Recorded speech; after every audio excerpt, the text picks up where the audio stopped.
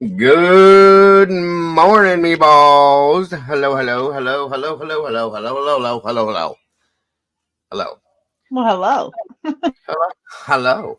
How are you this morning? I'm good, fat and sassy. I'm going.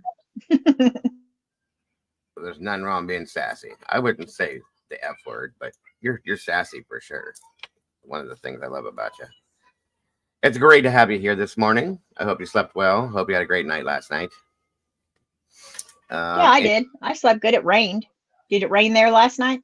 of course, it's been raining here every day. Right, Yeah. right. Yes. And it is Monday morning. Welcome back to the new week, everybody. Good Monday morning. It is September 30th. It's almost over, guys. October is right there, right over there.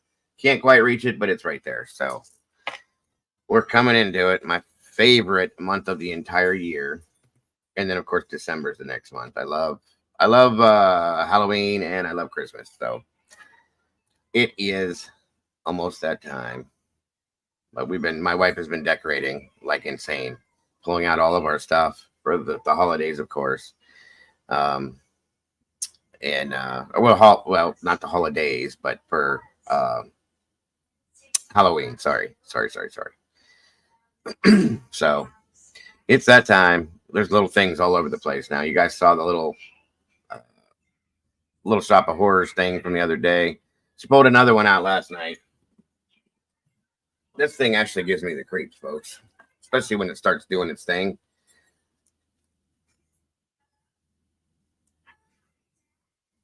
It's a little baby on a rocking horse. Here's the part that I don't like. Listen That's to this. creepy. It's very creepy. Okay, now listen to it.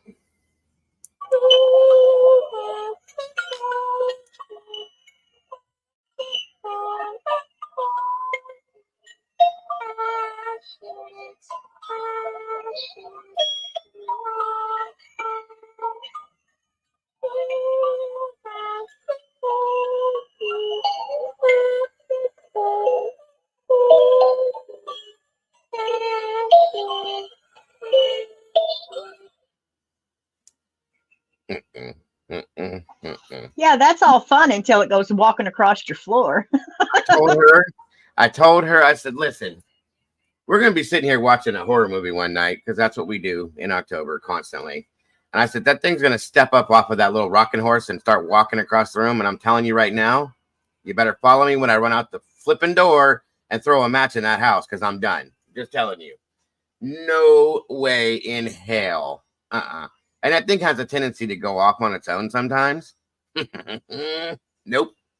It sits right down in front of our entertainment set, little fireplace entertainment center that we have that our TV sits on. And I said, no. She's like, but isn't it cute? No, Brandy, it's not cute at all. It's creepy as hell. So, really, yeah, I'd burn that thing. Right. See?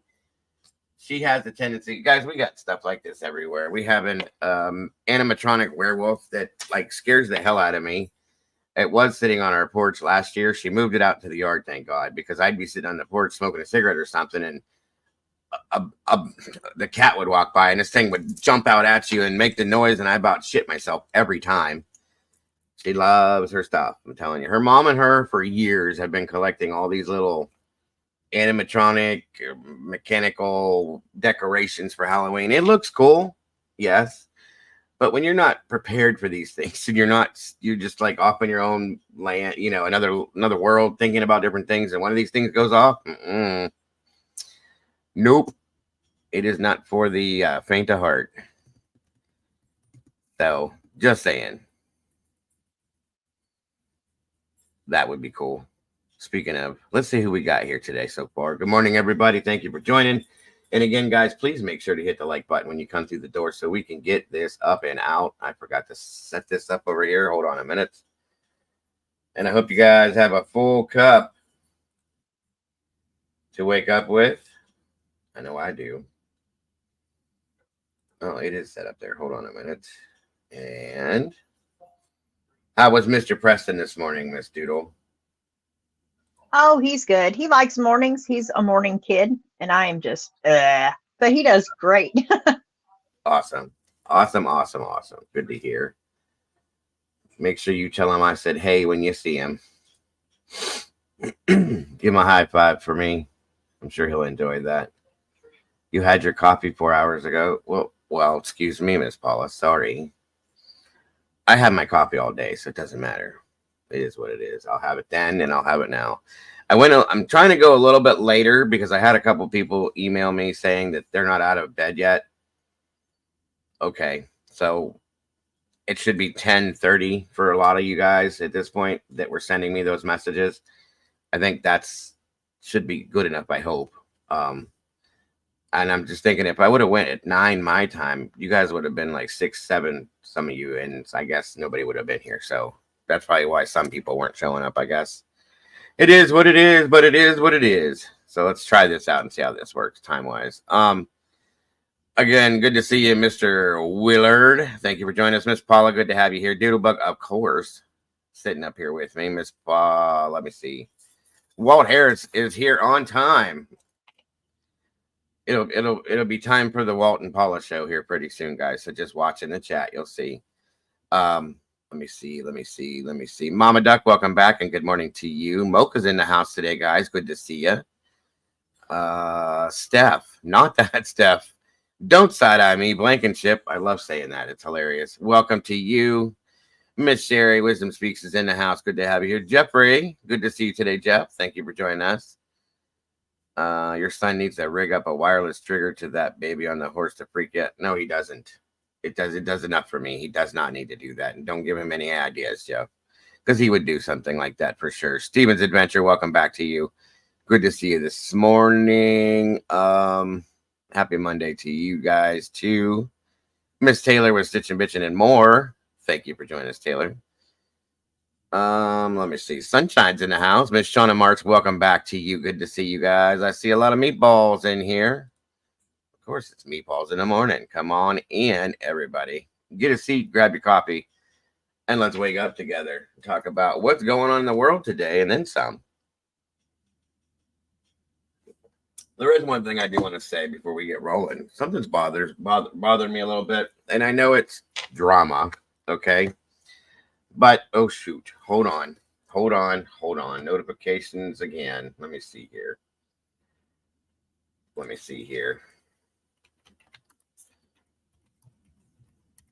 Hold on.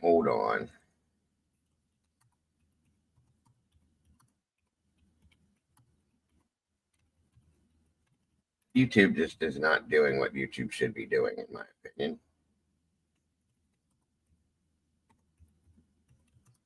And so what are your plans for today once we get through all this, Miss Doodle? I think I'm going to go live right after when you finish. I'm going to go ahead and go live and finish my story on the Jimmy Wade case. Awesome. And then I'll do my normal cook and clean, pick up the kiddo. What are you cooking for today? I'm not sure. I can't really decide. I kind of want to do meatloaf because he likes meatloaf, but I'm not sure. Good stuff. That sounds good. So how do you make your meatloaf? What do you put in it? Is it just hamburger or is it a mixture of stuff? Oh, I put a mixture of stuff. I use the meatloaf seasoning, and then I add the onions, and sometimes I'll put like green bell pepper or red bell pepper, but I'm not real big on the pepper. Gotcha. I'm me either, but my wife makes it the same way. She does the ground beef and then ground pork as well, which I like that. Green bell pepper, onion, and then she does some concoction of seasonings. It's really good, though. I'll say that much. I'm not a huge fan of the green pepper, like I said, but yeah, me either. Does she put eggs? I always put eggs. Yeah, 3 eggs. That's the binder, and I think breadcrumbs too. So yeah, got to hold it together somehow. It's good. I don't know. Her mom and her both, they put green pepper or bell pepper, whatever you want to call it, and onions and everything. And I mean everything. I told them, I said, I swear to God, you guys, you could serve up a bowl of cereal. There'd be diced onions in it. They're Southern, and that's how they cook with everything, I think. So I don't know. T2014's in the house. Welcome back. Good to see ya. Well, thank you. See, we're good for a lot of things in here. That helped 2014 to make the decision about dinner. Onward and upward. There you go. So, like I said, guys, I wanted to talk about something real quick here that kind of bothers me. Somebody brought it to my attention this morning. And it's enough already. So, out and about in the YouTube world, there's many channels, guys. We all know that. There's a lot of different channels around here, okay?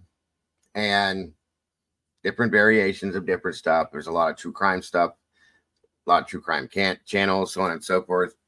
Squishy Bum, I'm so sorry. I just now saw you. Welcome. Good to have you here this morning. And welcome to everybody that's here from over the pond. God bless. We love you guys. It wasn't you. No, Willard, it was not you. And I know people are going to look at me sideways when I say this. And be like, what? Why? Why do you care? But because I do. Okay. There's some of us creators that have had relationships with other creators that are no longer in those relationships anymore, that we don't get along anymore, so on and so forth. And everybody that knows me knows I don't care what has gone on. I don't drag other creators. I just don't do it. I don't drag people. I don't like that. Whether it's done to me or not, that's just not my way of doing things. And I've noticed that there are other creators that are being dragged, okay? And have been being just as much as I have.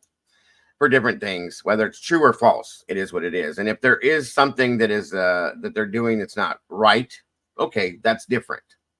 Talk about it, do your thing, whatever, move on. One thing that I never have agreed with, and I don't care if I like this person or agree with this person or not, is throwing their family into it and throwing their children into it, okay? Stop. Just stop, please. There's these kids, I don't care if they're over 18, under 18, 35, 85. It doesn't fucking matter, you guys.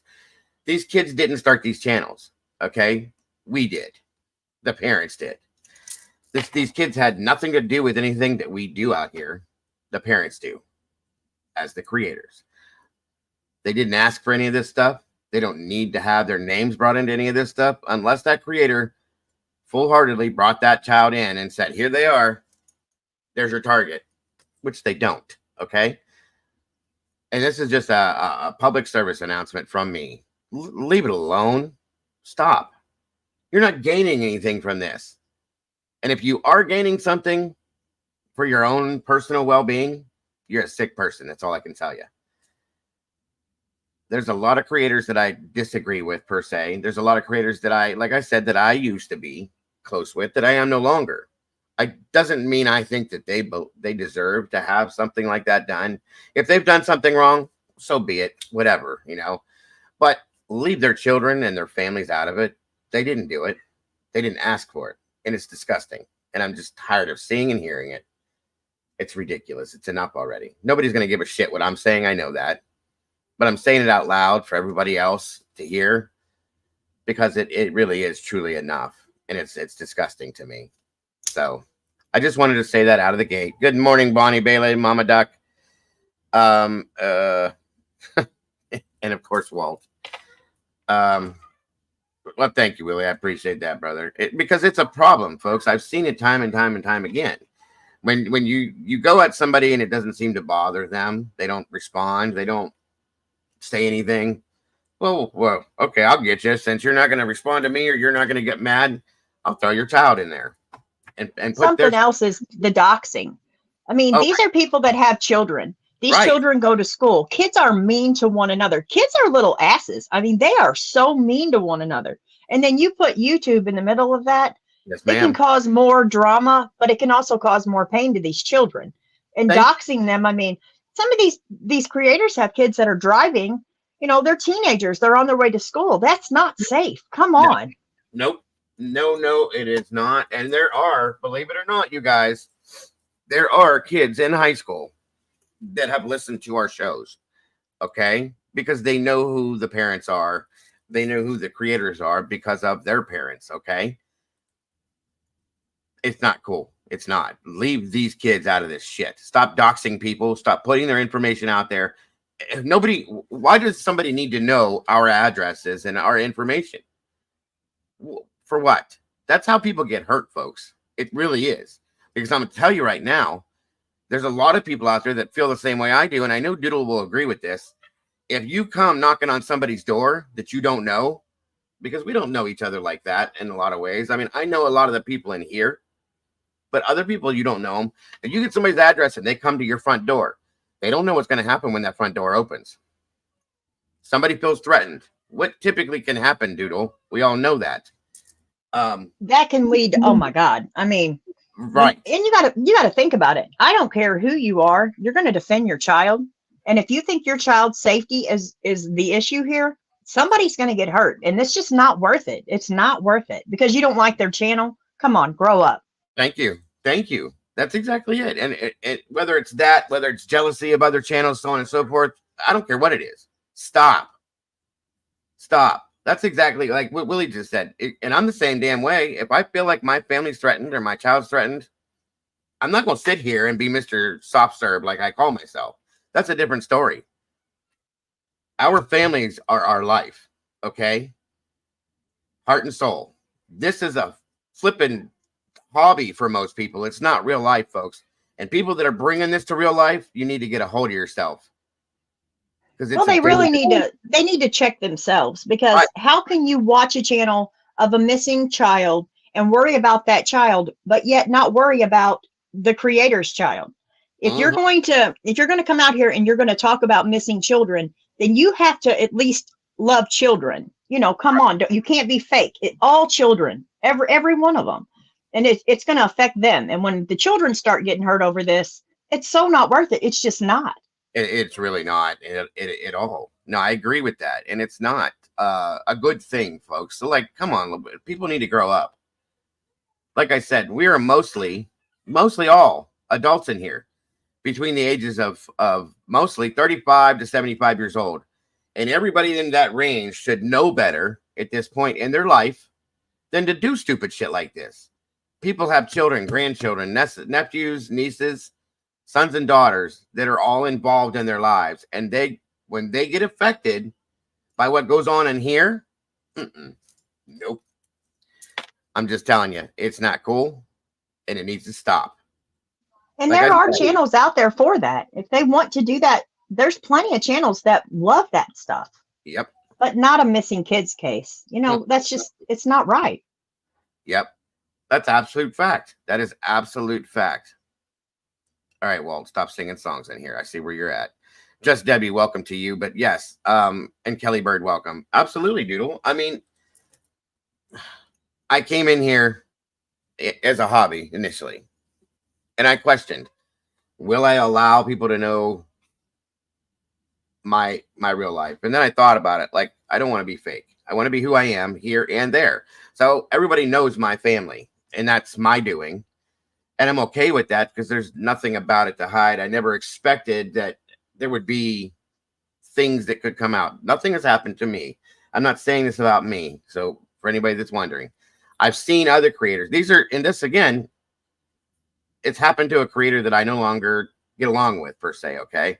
I don't have any bad feelings towards that person per se, but we don't get along anymore. We disagree about things. Okay. And I'm highly upset seeing what is being done at this point because it's wrong. It's wrong. That child had nothing to do with anything that person did out here. Nothing at all. So why are you involving that child in this? It's wrong, guys. Please stop. That's all I'm saying. And that's what happens. This is how people get hurt. Bad things happen when stuff like this goes on. It's not worth it. It is not worth it, folks, at all. So that's why I'm saying what I'm saying right now. And like I said, thank you. I know, Doodle, I know you agree with it. And I see a lot of people in the chat that are feeling the same way. Again, like I said, we don't have to agree with other creators and how they feel about certain things and what they are. When it comes to their families and their children, I'll be damned if I'm going to step over that line. Nobody needs to. So I appreciate you guys listening. I'm not trying to ramble, and I know this show is not really the platform for stuff like that, but I needed to say that because somebody brought something to my attention this morning, and it really bothered me. There's a lot of things that have gone on in people's lives that nobody needs to know about. It's their personal business. Leave it out. Okay. Unless they came up and said, here's my story. Here's what happened. It ain't your business to talk about it. That's all. Right, exactly. And it's like if you get into in real life, you have problems with someone, you don't attack their child. You don't make their child's life a living hell. You have the problem with the other person, not their children. And I don't know when YouTube just allowed that crap. Like it's like, oh, I'm mad at you. Here, let me give your address so that your teenage kid I have to worry about constantly. You. You know, you just don't know. There's so many weirdos out there. You don't know what they're going to do to your kid's car or any of it. Or when they're Ridiculous. out driving around in public, they see them in public. If they happen to get an idea of who they are, what they look like, yeah, absolutely. Leave it alone, guys. For real. Leave it alone. And yeah, it concerning Sebastian's case, 100%. There's a lot of people that have gotten involved in that, and they go, now they're doing this kind of stuff. I'm overhearing it. I'm overseeing it. I won't get involved in that drama, but I'm sure as hell not going to sit here and watch other people attack people's children and their families. I'm sorry, guys. I won't do that. And if that means that I jump into the drama because of that, then I'm going to say that. It is what it is. Leave people's families and their children the fuck alone. It's just enough. I don't know. Chad is asking who we're talking about, but honestly, Chad, I don't know. I don't know who. I haven't seen anything about it. I'm just going general. Yeah, and it is just a generalization, folks. I'm not going to put anybody's names out there. Some of you know already. Some of you will figure it out. I'm just not that guy. I'm not going to throw that out there and have people go directly to that situation. But I saw and heard it. I looked at it this morning after I was told about it, and it really irritated me. It really did. I'm sure you guys can put two and two together. And I'm speaking on this because this is a community here of very good people. And I know you guys that are in here aren't going to do something like this, but you'll see it. You will see it. And I would imagine that most of you will say something because it's wrong. Okay. Because of this family being or this community being the way it is. Even, I mean, in all honesty, even your strongest enemy, I would still protect their child. It doesn't matter. I mean, I would protect any kid. I don't care who the child belongs to. And that's how people really need to look at it. If you 100%. love kids and you want to protect children, protect them. Don't out them. Don't do this crap. Just leave it alone. Be an adult. I'm telling you, because like I said, I would not look down on somebody if something happened because somebody threatened their family. I don't blame you. I'm right there standing next to you saying, you know what? Not your fault. It's not. So that is why I'm saying what I'm saying at this point, because there's people, whether I agree with people, their feelings about things or whatever it is, I don't care, folks. Leave their families the fuck alone. It's enough. It's way more than enough. Stop doxing people like Doodle said. It's not your business. And the people that would dox somebody, oh, I don't care if you dox me. Yes, you do. Yes, you do. You want somebody to show up at your door? Some crazy person is going to show up there, but you don't know what they're going to do. Because we don't know how people are, guys. We don't know who sometimes we're talking to out here. It happens. And it's bad stuff. And it's just enough. I'm really tired of seeing it. I really am. That's it right there. Thank you, Alicia. How you feel about that, creator, has absolutely nothing to do with the person's child. And I may not like the person's views, but it is not that child's fault. Or their wife's fault, or their husband's fault, or their grandmother, or their mother, or their aunt or uncle, or their cousin, or anybody else, or the neighbor. It's not. You have an issue with them, take them up with them. Leave everybody else out of that, okay? Let's be adults here one more time. Let's try this. We're grown-ups, folks. It's time to act that way. It's insanity. It really is insanity. I don't know. I kind of like the morning rant show. But no, I mean, really, and a serious note. I mean, like a serious note. I mean, people's lives are being affected, but when children's lives get affected, this needs to stop. All of it just needs to stop. You know what? I know there's going to be that person out there that says, well, that child is 18 or 20 or 21. I don't give a fuck. I don't care. That's not your child to make that decision for. You didn't raise that child. That person did. Stop, folks. Grow up, folks. How about this? If you don't like the scenario and you don't like the situation, be the bigger person. Let's try doing that for a while. How about that one? I'm so sick of this shit. And yeah, I'll do this every damn morning if there's something I need to rant about, because it's just, it needs to be said, guys. It does. Literally Davis fam, welcome. New name. It's good to see you in here. And was there a statement up here? Here it is. The person that attacked Clue and her daughter's awful circumstance has something against the community and just wants attention. Well, if that's a true fact, then that person needs a lot of fucking help. You don't attack something like that, folks, and you don't put that out on Broad Street, okay? You don't. So I gotta say, grow up, get a hold of yourself, check yourself, like Doodle said, please. And you don't have to like the person to protect the child. You don't. You just don't. You don't have to like the creator, but but to protect that child, don't watch it. I mean, if they're going to do that crap, the more views that they get with that doxing crap, they love it. Just quit watching it. Agreed. It's what I did. I mean, guys, like I said, if you don't like Doodle said too, if you don't like that creator or you disagree with that creator, stop watching them. I don't understand that. I don't understand why people go around and watch these creators and then they go jump somewhere else and they go spit a bunch of bullshit about them and how much of a bad person they are. Why are you watching them then? Are you the YouTube police? Is that your job? Let me see your badge, because I want to know about that, okay? Truly. And here's the thing. If you think you need to watch them, sounds like you have a problem yourself. If you can't stop yourself from watching that situation and you think it's a bad one, you got a problem yourself. Welcome, Cockney. Good to see you today. Crazy Linda, wonderful to have you here. Hold on, let me catch up the chat. Again, literally, Davis fam, thank you for joining us. That right there, okay. See, I wasn't going to put anything like that, but okay.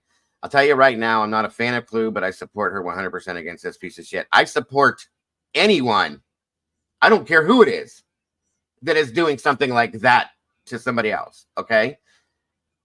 You guys know my situation with Clue, okay? And I'm not saying anything bad about her. I'm saying you don't do this to people. Nobody needs to know whatever that information was that was put out, because I don't know, okay? All I heard was what I heard, and is a bad thing. And you don't have to like her. No. But the fact that they started bringing out information about her child and her child's past or whatever, that pisses me off. I don't have to like the creator, but you don't hurt the child. And that is exactly what that does. And you know something, this is a public platform. That child has to live with enough already. So nobody needs that. Nobody. Right. And like I said, you guys, we're human beings. They're human beings. Okay? What is wrong with people? We are all human beings. Okay? We're all the same type of people, folks. Do you realize what that does to people? Do you realize what that does emotionally and mentally to people sometimes? You want to be responsible for how that affects that person? Go ahead. Because it becomes legal then. And I hope it does. I do. I hope it does. Because you deserve every bit of it, whoever did that. You deserve everything that comes your direction at that point. Shame on you. Shame on you. It's very dangerous, Mama Duck. Very. It's just disgusting to me. It makes me sick. And thank you. I appreciate your input, Doodle, too, because it seriously, it's important, folks.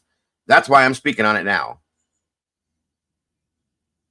Fucking ridiculous. Completely. Because that's the same thing that people are out here bitching about. Don't re-victimize the victims in the cases that we talk about. Well, what do you expect that would be? Right. And that draws a whole new line. Because they took something, creators go back and forth all the time. Whatever. They're grown-ass adults. Go at each other. I don't care. Catch each other outside, as Walt says. That's fine. But when you start dragging the children, what is this? I mean, this isn't entertainment. Yeah, this has gone way, way far. Right. It's sad. It's sad because that re-victimizes someone that's already went through all this crap. It's not fair. Yes, ma'am. Yes, ma'am. And nobody needs to go through that ever in the first place, let alone again. It's disgusting to me. It really is. Absolutely, Willie. It's happened before. It has happened before. Guys, I know of a couple scenarios on YouTube for a fact, a factual situation. And again, I'm not throwing names out there, and it's not just in this genre either, of people that have bullied, per se, other creators into that creator taking their life. Are you serious? Is it that serious to you to do that much damage to somebody emotionally, to make them do that to themselves?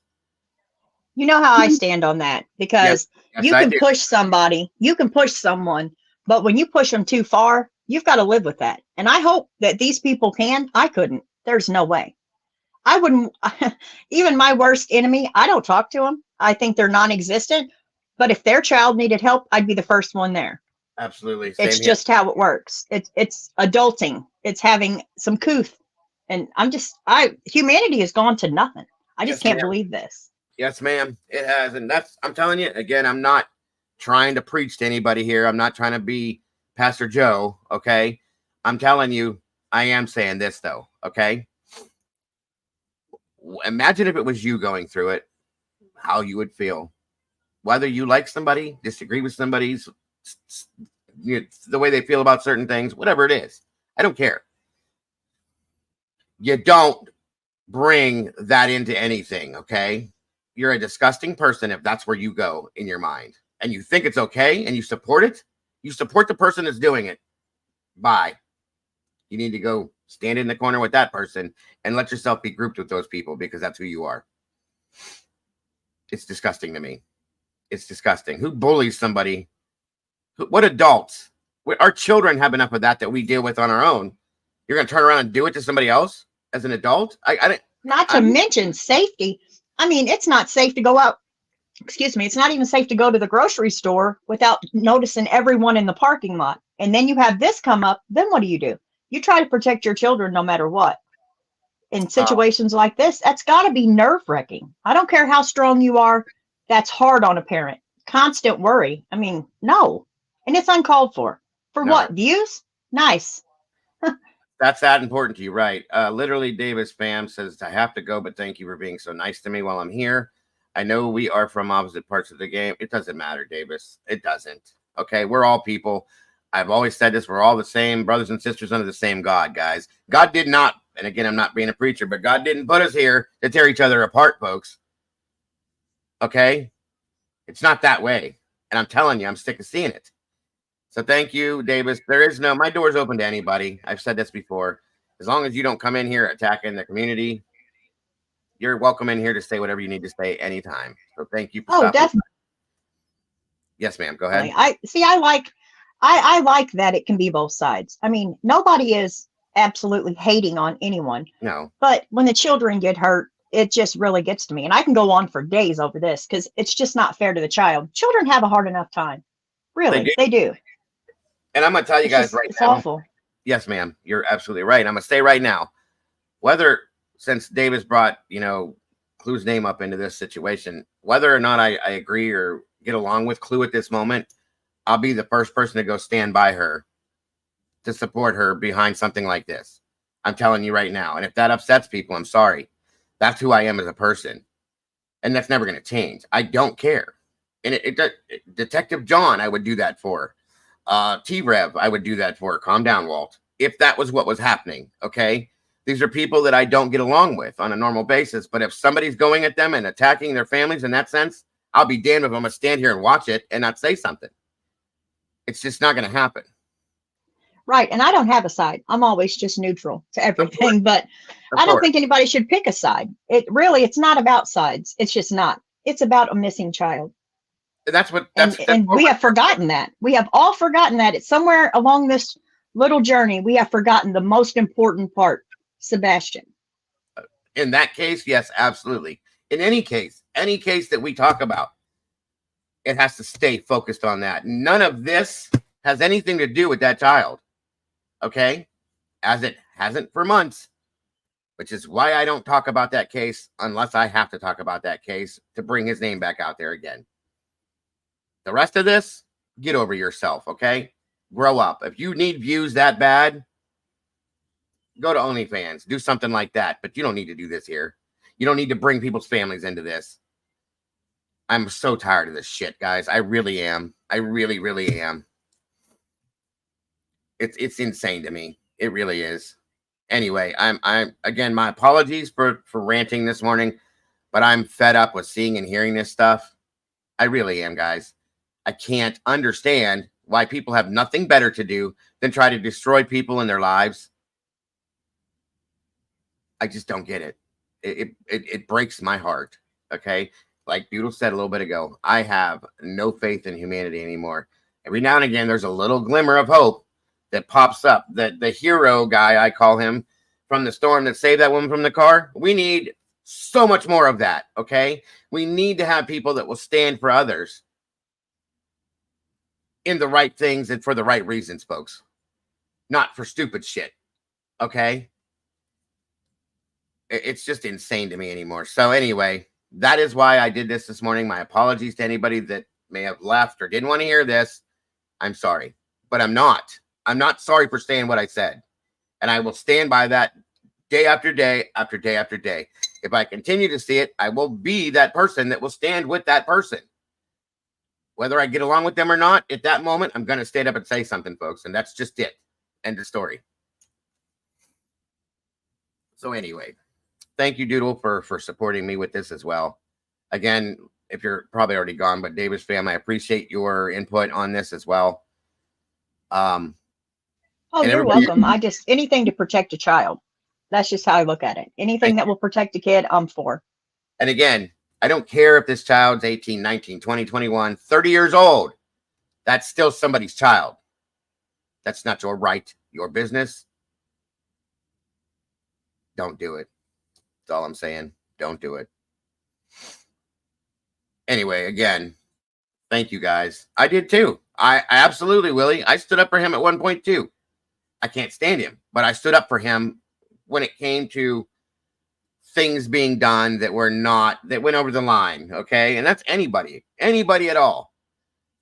You know, when Detective John came at my throat like a rabid dog, folks, we know that. Okay. His son passed away. That's when I stopped and I said, you know what? No. Hold on a minute. I don't care what's going on in here. That is the worst possible thing anybody can go through. Anybody. And nobody deserves to have to go through that. Doodle, you know exactly what I mean. I do. And even the most hated detective didn't dox people. Just saying. No. Doxing is disgusting. You have to take accountability for the things you do out here. And if you can't do it, then you need to get the fuck off of here. Is all I'm saying. I appreciate the support in here for this as well. I knew that the people in here that are in this community would say the things and do the things that they're doing, because this community is an amazing community. Okay. So I appreciate the support from all of you and how you guys are taking what we're talking about right now. So I'm going to stop with that. We're going to have a good day today. I just wanted to make a statement, put it out there right out of the gate today, because I'm just so tired of it and tired of seeing it. It's just not right, guys. Please realize. And all of you, there's 55 people in here right now that are watching. Okay. Every one of you has a voice. Every one of you has the ability to say the same exact thing I just said. And I hope you guys say something if you see it. As I've always stated, we need to stop minding our business and do the right thing. Doodle even made a t-shirt about it, folks. You got to stop minding your business and do the right thing. When you see something, say something, folks. And that applies to many different variations of things. You can't use that. I make a t-shirt for everything. Just say, that'd be a t-shirt right there. I make a t-shirt for everything. Can you imagine that? That'd be cool. Anyway, but yes, I'm just telling you guys, if you see this, be the people you are and stand up and say, no, it's not right. Don't allow it to happen. Whether you think that person is a good person or a bad person, whatever your thoughts are, okay? If somebody's doing this to them, please say something. Because if we don't, it's not going to stop, okay? Welcome, Christy, Nevada. It's great to see you here. Good stuff, Jeff. I appreciate that. So moving on to the real show for the day. Yes, Miss Debbie. We all have voices, guys. We have voices, and we can use those voices for good things. Well, thank you, Kel. I appreciate that. Says, oh, you always had the same energy. I appreciate that. That's why I've stuck around so long and participating in your chats. Well, thank you. I do appreciate that very much. And I appreciate all of you very much for being here through everything and anything, for reading between the lines, for seeing what's in the shadows when people try to put things out there and realizing what's not right and what's bullshit. Okay. That's why I love this community so much, because it is full of real people. And that's what we should all be, is real. Not this fake half-assed, I don't know who the hell I am type person that a lot of these people are. So that's all I'm saying. And thank you all for listening to me, letting me rant. Thank you, Doodle, for supporting this as well, as I said. And mostly thank you for being here today. I appreciate you very much, dear, because I know you could be doing so many other things. I'm all about a good rant. I'm amen. And right, Willie. John wasn't innocent, but it's messed up what happened. That's a fact. That's a fact. And you know, I will never, ever agree with that man on a lot of things. I can tell you that much. But one thing I will agree upon is you don't attack somebody's family, guys. You just don't. Sorry. Welcome, Nina. Yes. Welcome, Nina. It's been a minute. Good to see you today. I hope you're doing great, as I hope all of you are. And it's great to have you guys here. 61 peeps in the house. Guys, please hit the like button. Share this out if you will. We got 46 likes. We need 20 more to match it up, guys, and we can do that. I know we can. Terry Martin's in the house. Welcome back, Miss Terry. And Farq, welcome from down under. Thanks for coming up here with the rest of us. I appreciate you very much. SRB, okay. I hope you're okay. Is she all right? Something wrong? I don't know. She said, I need a minute. I'll be right back. I hope she's all right. That was nothing I said. Well, I'll find out when she comes back. I noticed that you weren't around for a while. Hope everything's all right with you. Oh, okay, Christy. Well, that might make sense too. Kel's Board 20 in the house. Welcome back. Welcome, guys, to Meatballs in the Morning.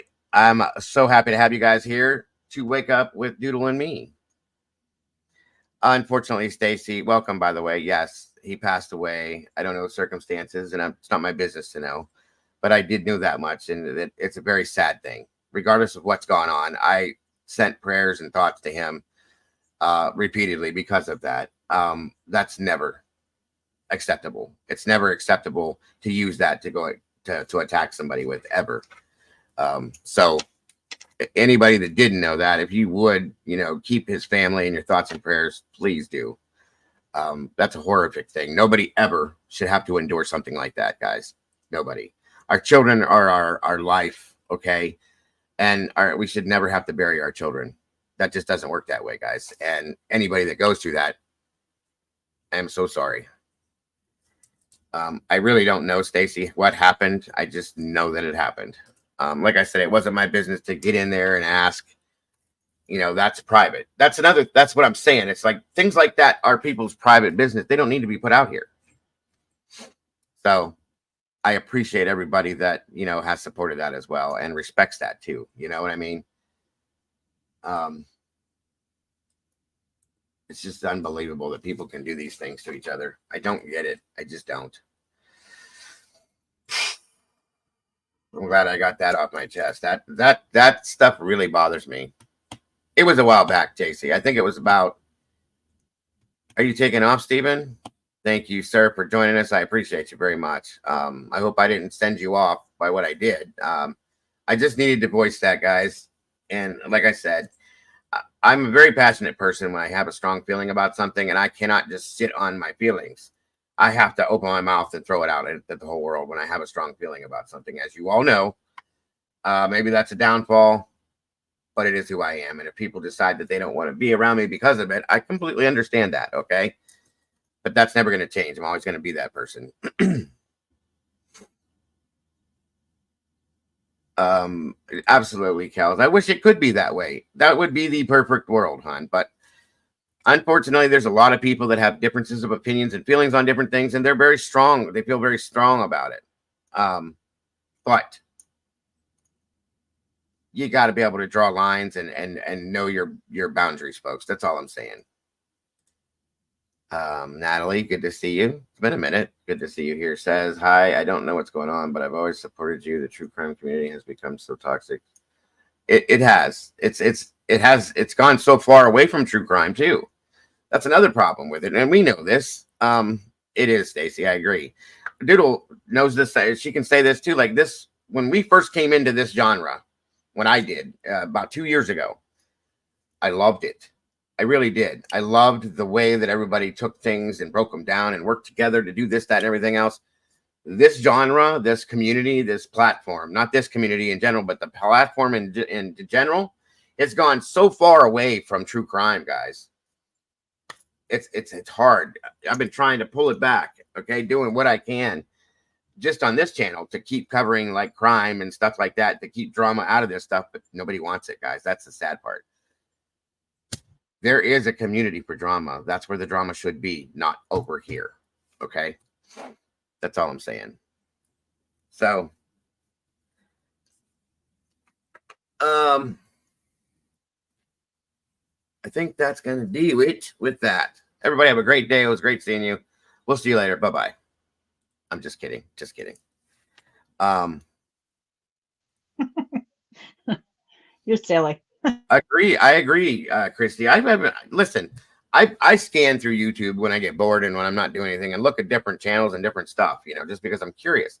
I have seen drama that goes on in true crime. I've seen drama in the toy communities. I've seen drama in the knitting communities, the cooking communities. It's insane. It really is nuts. Like, what the hell is why do people have to have that dramatic thing going on in their lives to follow? Why? I mean, I understand how people watch soap operas at this point, why they get so wrapped up in it, but we're here. This community, this platform is supposed to be to help in certain circumstances. It's really not supposed to be entertainment, guys. And most importantly, it's building people up, not pushing them down. I can't stand it whenever I see just constant. They're just pushing each other around like it's nothing. Think about this world if we could build one another up instead of judging somebody else's habits or judging somebody else's life because their habits are different than ours. Come on. Think about how if we could just build, even somebody you don't care for, just don't talk to them. They don't like that, but just don't engage in it. That's it. Walk away from it. I do it. It's not hard. It's not hard. I don't go. Oh, it's hard for me. It's hard for me. I'm not gonna lie. It is hard for me to walk away and not say anything, but I do it because it's a self-respect thing. People should have a little bit more self-respect, really. I do agree because that says a lot. It says to me that you don't respect yourself if it's that easy for you to go into something like. Sorry about that, guys. To go into something like that. Oh, that hurt. It doesn't make sense. It doesn't. Like, that's not what we're supposed to be doing out here in this community at all. But guess what? That's what sells, sadly. Because that's why I know I watch creators that do this kind of stuff because they get insane amounts of views. Okay. It's just you do what you got to do. But I'm telling you right now, when you involve people's families and you attack the horrible things that have gone on in people's lives, you dox people, I'm going to say something about it because it's just wrong. I will. And guess what, guys? To me, that's a crime. So I'm still talking about crime. How about that? Just saying. Let me see. Of course, Natalie, they never have. They do not focus on a case. They focus on attacking, criticizing, or envying others' audience or monetary support. Definitely. That's a big problem out here. You completely walk away from the whole subject so that you can focus in on stupid things that you think you know about and you're completely wrong about a lot of times. It is what it is. So, moving on. All right. What does we have here? Let me see. Moonlit, welcome. Good to see you all here today. We got 61 peeps in here right now, guys. Please make sure to hit the like button if you liked it, of course, and you can even hit the thumbs down button if you want. YouTube still pays attention. And guys, another thing I want to ask too, if you will, please, if you can just take a minute during or after the show, if you liked it, you loved it, you hated it, you got problems with it, whatever, leave me a comment. Tell me about it. I look at them all. I do. I try to respond to all of them if I can. I do definitely like and love them all. But welcome, Moonlight. Good to see you. Please leave a comment because YouTube looks at that. They want to know if you guys are interacting with the creators and the channels. But either way, if you would leave a comment, take the time to do that, even if it's just to say hi or I hate you, whatever you want to say to me, kiss my ass, it's fine. I appreciate it. And share these out when you can, and make sure to hit the like button. And if you have not yet subscribed, please do if you will. Of course, if you want to. But if you don't, I understand completely. But I do appreciate it very, very much. So let's see here. As I'm pulling this up. And sorry, Doodle, I probably should have warned you that I was going to have that little rant, but I wasn't sure I was going to say anything until right when I started, and then it just said, okay, just do it. So. Oh, you're fine. That's fine. That's no worries here. Like I said, I'm always good for a good rant. I'm up for. I appreciate it. Mark and Betty, welcome to you. It's great to see you today. Good afternoon. I hope you're having a great day. No, and I do not want that done either. Well, thank you for making that. I don't delete comments. And I don't want it done because everybody has the right to say. Now, if I think it's something that's horrible, that's attacking another person, yes, I'm going to remove that because I don't want other people getting hurt. But other than that, no, I don't. Okay. And I don't, my mods don't do that. They know that I don't like that. So, even on my channel, just sharing missing flyers, I get trolls constantly with womp womp and I don't care. And I'm thinking, this is a missing child and you don't care. Right. Really? Yeah. It's sad. It's very sad. I've had people come in here when I'm talking about missing children. Okay. This one really blows my mind. And they'll pop in and go, oh, you're not talking about Idaho today? Well, no, I'm not. We're talking about this child that's missing that needs to have some awareness put out there so we can find this out. Well, have a good day. I'm not interested. Are you serious? You can't give me 5 minutes of your life to be able to tell you that there's a child that's missing because I'm not talking about drama in Idaho? Wow. I don't want you here anyway then. And that's basically what I said. It's disgusting how some of these people think. Welcome, Paige. Great to see you. Jennifer Thompson, thank you so much. I appreciate you being here. And I appreciate you. I'll just say hello, and I hope it helps your channel out. Absolutely. Thank you so much for that. I hope I didn't miss anybody in the chat while I was ranting and rambling. But if I did, I will catch up with you. I'll catch on. And I appreciate you guys being here so very much. I think I got everybody. I don't see anybody I missed. If I missed you, let me know. Yell at me, swear at me, flip me off, whatever. That way I can recognize you. Wildfire, I see you. Wonderful to have you here. So let's see what we have here. Oh, by the way, I'm going to show you guys something. We'll start off with this. This has been going on for a while now. And this is actually probably something I should put on my paranormal, creepy and unexplained Friday night shows. But it's actually something that is, I seen you, Wildfire. I seen you. I said hello. I didn't see you till then, but either way, thank you for being here, Wildfire. We love you. Thank you, Paige. And sometimes people do need to vent to release some of the tension that drives them insane all the time. And I believe me, I promise you, I get a lot of it. What I'm about to show you guys, it came out a year ago, but it's just been recently talked about, re-released, and a problem. It's been an ongoing problem for a long time. And a lot of people have said things to me over the past year or so, asking if I know anything about it, if I've heard about it, just different things like that. And I'm going to show you guys what I'm talking about here in a second. But Miss Paula, thank you so much. You dropped a new membership. Doodle, can you see who got that? Natalie. Miss Natalie, congrats. Welcome to the sauce, or welcome back to the sauce. We appreciate you. And Miss Paula, God bless. That is so nice of you. I appreciate that so very much. Welcome anybody. We got plenty of room in the sauce for plenty more meatballs, guys. So please, if you want to become part of this channel, click on the link that we have for that. Join up, and we would be grateful to have you. Again, thank you so much, Miss Paula. And congrats, Natalie, and welcome to the sauce. So, hold on a minute here. This is not just in this area either, you guys. It's been around in quite a few different places, and it is quite weird, to be honest with you. All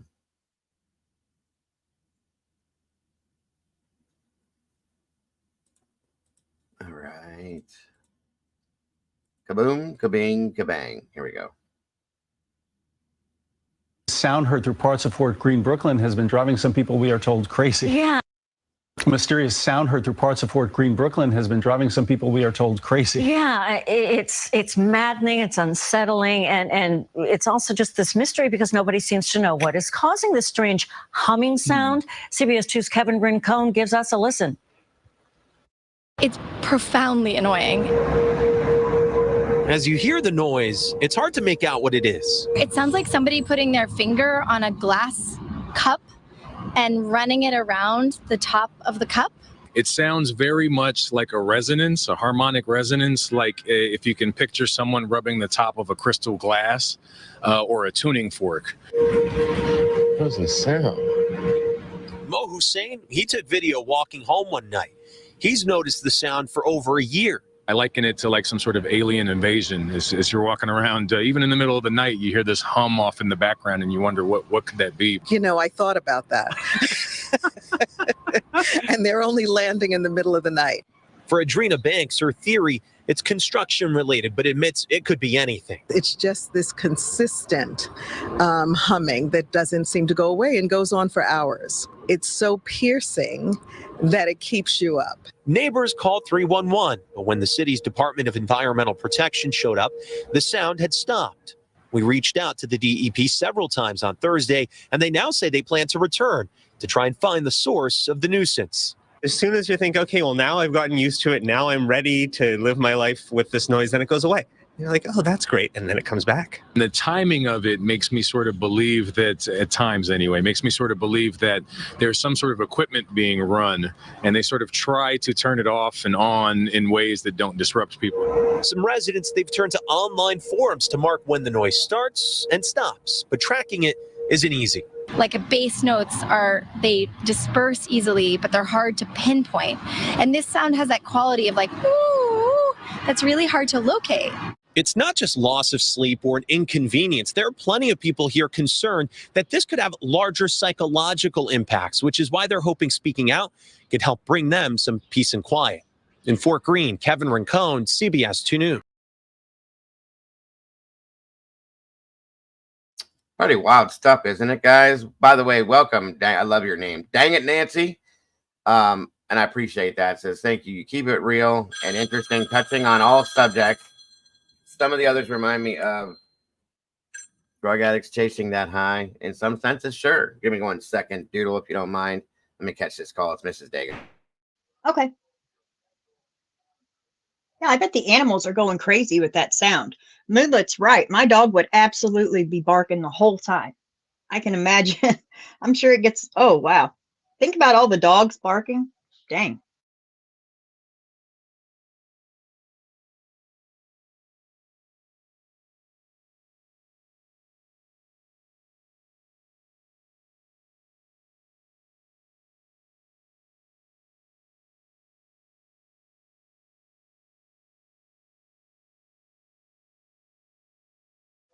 So what do you guys think the sound is? I would guess, but I have no idea.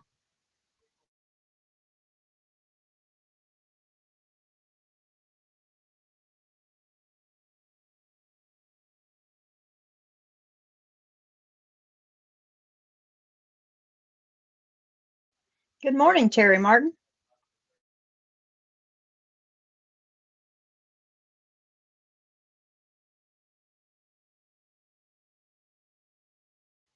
Oh, Moonlit Baby says wind tunnels between skyscrapers. Maybe. Yeah, actually, that would make sense. I just live in the country. I live in the woods. So all this, I have no idea.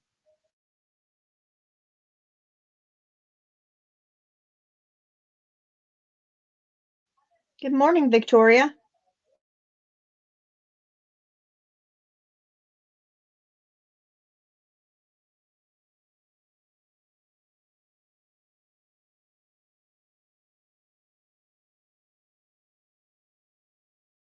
Sure, Walt, I'll talk about you being a moderator. Calm your butt down. You're already wound up. It's early. He's already trigger happy.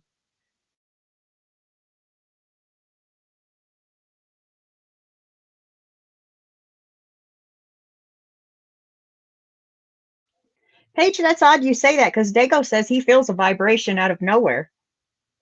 I think he was just talking about that Friday, wasn't he?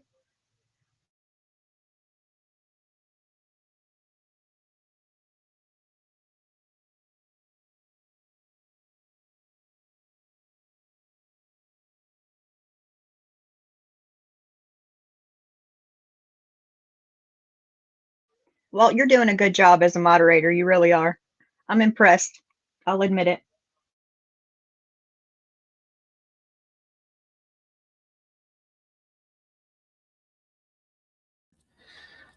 Mrs. Dago says hello, everyone, and thank you for supporting the channel. Welcome, Victoria. Good to have you here. Let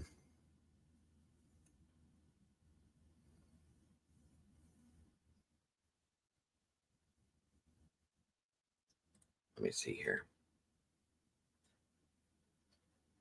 I don't think I missed anybody else.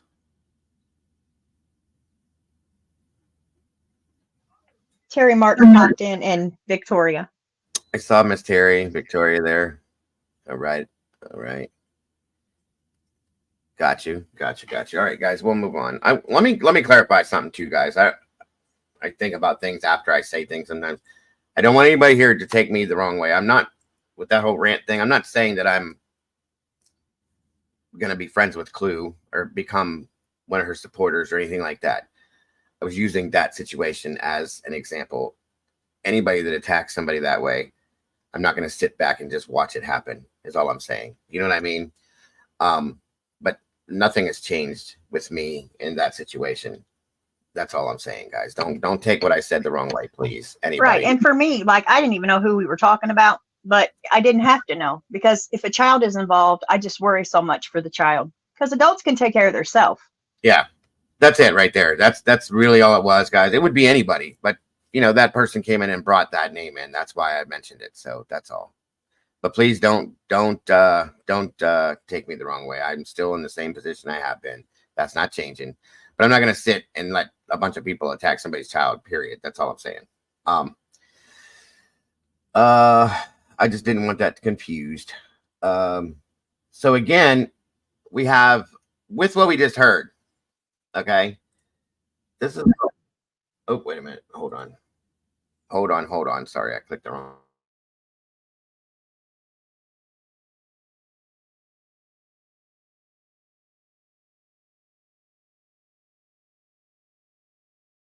It made me look into that whole humming thing or that whatever you're talking about.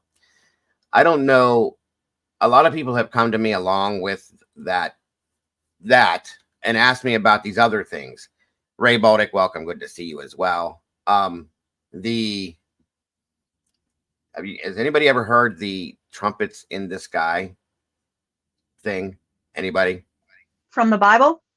No, like people have come out saying they're hearing trumpets coming out of the sky and like sounds that just don't make any sense. Okay. Well, then I won't make this religious, but it is in the Bible, by the way. Oh, it is. Yes, that part has been, but it's just weird sounds, and people are like, I've heard this and we've heard that. Well, I started looking into that a little bit the other day when that thing popped back up about the humming noise, and I looked around. I don't know if you guys have ever watched the show The Y-Files. Has anybody ever seen that? But the guy with the little, I haven't. The fish I in haven't seen it. It's kind of a comical show. There's a guy that comes out, he starts talking about whatever he's talking about, and he's got a fish in a fishbowl that responds to him, and he's got comedy that he throws out there, so on and so forth. But he brought up these things, and I found it finally, and I started looking at what he had to say. It's really one of the only things that he combined it all together with. And being what we just watched, I figured this might be a good follow-up to show you guys some of this stuff real quick that has been being talked about. And I just thought it was pretty wild how often it's happening. So let me show you this here real quick. We're going to go through this here quick because I got some other stuff that we got to throw out too. And it's right on a commercial. That's interesting. episode of the Y Files is brought to you by Simply Safe. There's no safe like Simply Safe. The book of Revelation says the end of the world will be announced with the sound of 7 trumpets. Each blowing of the trumpet brings a new apocalyptic event. After the 7th trumpet, Armageddon. For centuries, people have reported low-frequency hums, the crack of thunder on a clear day, and the sound of cannon fire in the middle of nowhere. Mysterious sounds have been heard at the bottom of the ocean and in outer space, and they've been heard long before modern machines and industry. Recently, people have been recording and sharing videos of these loud, unnatural sounds, and some of them, they sound a lot like trumpets.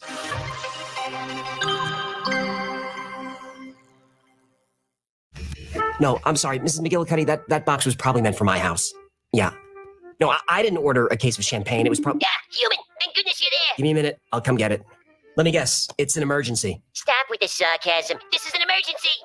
Okay, here's what I need you to do. Grab your Polaroid camera, leave your cell phone at the studio, go to the valet at the Golden Nugget and say, I lost my shirt at Crab's. He'll give you the keys to a van that'll be parked in front of the Elvis Wedding Chapel. You get in and look under the bobblehead camel on the dash. Follow the written directions to my location, and when you arrive, knock the first 3 lines of the Gettysburg Address in Morse code on the door so I know it's you.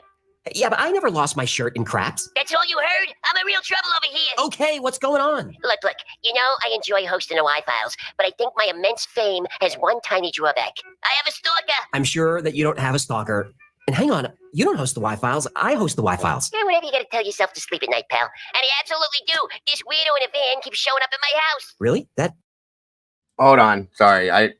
Some people I think are confused. Moonlit, I see your comment here. Let me re-explain something real quick. Somebody had came to me this morning, and I got an email from last night telling me that certain things were going on. And it wasn't just with one creator, okay? That creator's name got brought. I wasn't saying any names, but somebody came in and dropped the name, and that's why I spoke to that. The basis of my topic that I was talking about was in general, okay? In general, other creators that are attacking creators that they don't like or disagree with, but they're attacking, and that's fine. Those people can handle their own. That's on them, just like I have. When you go at their families, their children, their parents, or whatever, and you dox them, that's what I was talking on. Somebody came in here, they put Illuminati's name out. Everybody knows that we don't agree, that we're not close, we're not friends, so on and so forth. That's how it is. And I'm still that way. What I'm saying, though, is that they put her name into it. The people are doing that to her at this point. And I said, it's wrong. You don't bring somebody's child into something, no matter who it is, agree or disagree with that person. You keep their family life separate. It's not supposed to be brought into this. Going into their past and looking up things like that, that's wrong, folks. And doxing people is all I was speaking on. I still have the same feelings towards and about Clue. I'm not supporting Clue. But what I stated was I made a generalized statement. Anybody that attacks somebody's children, I will stand up and say something about that. I don't care who it is. Just like I did with Detective John, things like that, when people were making comments about the fact that his son had passed, so on and so forth. It's a blanket statement. Understand that. But yeah, no, I'm not supporting Illuminati. We're not friends.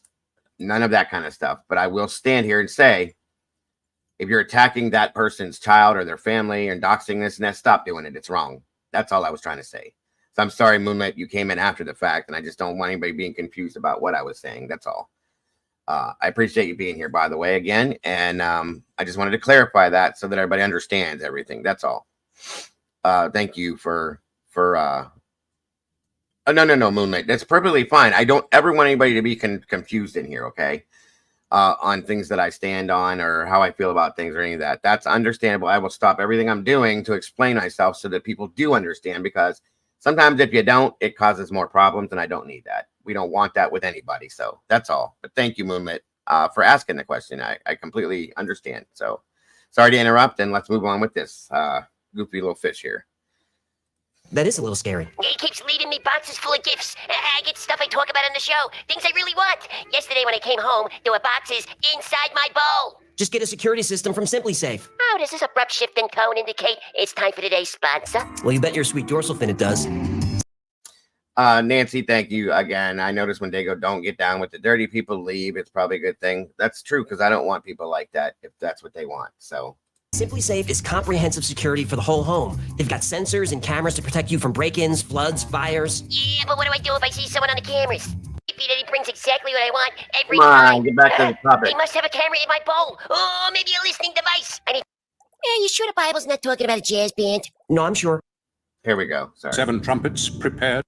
The book of Revelation, chapter 8, describes the opening of the seventh seal, which contains 7 trumpets to be sounded by angels. And I saw the 7 angels who stand before God, and 7 trumpets were given to them. Then the 7 angels who had the 7 trumpets prepared to sound them. 7 trumpets. If these angels want to form a decent jazz band, they're also going to need a trombone, a banjo, and a pretty good drummer. The sounding of the trumpets in Revelation signals the apocalypse, not the formation of a jazz band. You sure the Bible's not talking about a jazz band? No, I'm sure. It's about the end of the world. So, it's about Judgment Day? Yep. Okay, hear me out. Oh, here we go. What's the city most famous for jazz? New Orleans. What's the most famous New Orleans jazz song? How am I supposed to know that? It could be anything. Okay, what's the one song in the whole world that when you're at Preservation Hall in New Orleans, you have to tip extra for them to play? When the Saints go marching in. Right. And what's that song about? Well, that song's about Judgment Day. Bingo. You just blew my mind. Yeah? Okay, assuming the angels aren't forming a jazz band on Judgment Day. But they could be. But let's assume they're not. Yeah. When each of these trumpets blow, calamities unfold. First, hail, fire, and blood rain onto the earth. Seas turn to blood. Then darkness, then locusts. Then a huge army of darkness appears. And finally, the Ark of the Covenant is revealed. Though some Christians take these doomsday predictions literally, many don't. And non-believers don't believe any of this. But whether you're a believer or not, you have to admit that it would be terrifying to hear the sound of trumpets blowing, especially when the sound seems to be coming from nowhere and everywhere at the same time. And I'll tell you all right now that if I heard something like that, I probably would be a little like freaked out, for lack of better terms. Yeah, I would. I just thought this was a really interesting subject, and the fact that people are hearing these things in real time. There's more, and we're going to get to it, but this is why I'm showing you guys this. I thought it was really interesting. They're hearing these humming, like it sounds like when you take a glass of water and you do this. That's how people have described it. They call it what the hell? Somebody called it haloing. Okay, I don't think that's what it is, but hearing that, there's been the sonic booms that have been heard. A lot of people have heard and felt that. There's ringing that people have been hearing, almost like like bells, I guess you could say. The trumpets in the sky thing, that one really tore me apart. Like, what the hell? Are you serious? And there's more, but that's why we're looking and listening to this, because I thought it was a really interesting topic, and considering that we talk about everything on the morning show, that would be a good topic. So if anybody's interested, let me know if you ever want to look into it more. I absolutely will, because it's something I'm like, wow, what's going on? And Doodle's right. It was in the Bible, which is what he's talking about right now. And it makes you wonder, what is that about? So no telemarketer, not today. Anyway, I'll shut up and let this roll, but time. Just before midnight on March 17th, 2020, the people of Houston woke up to eerie sounds that seemed to be coming from the sky.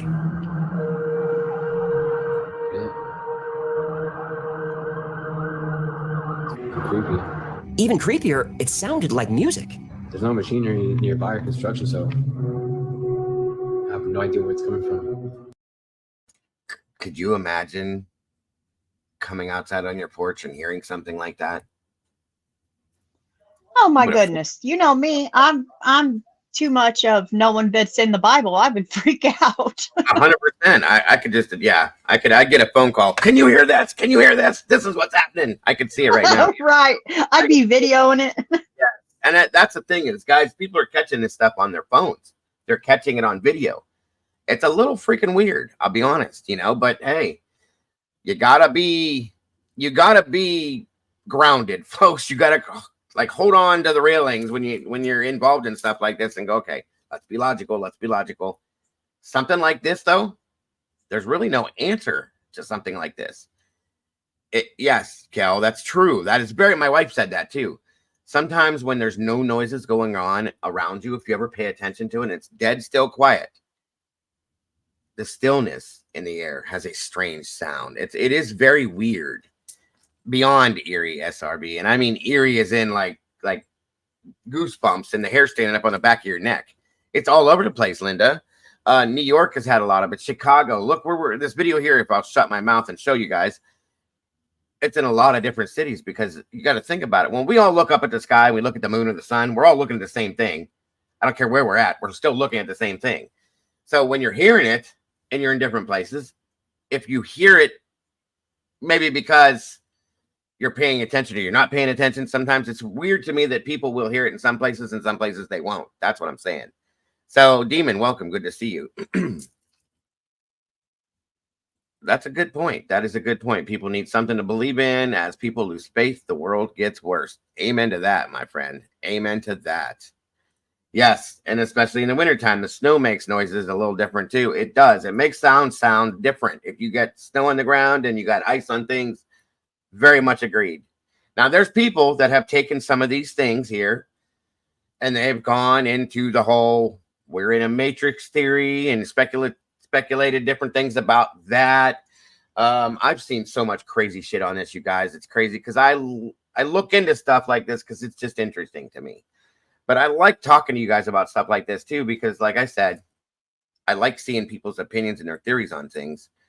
It's very interesting to me. Thank you so much, Miss Paula. Again, gifted another membership. Doodle, can you see who got that one?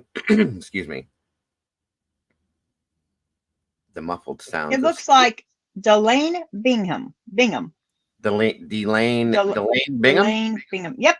Oh, all right. Well, Delane, welcome to the sauce. It's great to have you here. We got another meatball in the house. Paula, God bless. We appreciate that so much. Thank you so very much. Again, welcome, Delane. We got plenty of room in the sauce, and thank you all for joining us while we spill a little sauce today. And wake up. Fill up your coffee cups, guys, because we'll be here for a little bit longer. Let's listen to the rest of it. Weird.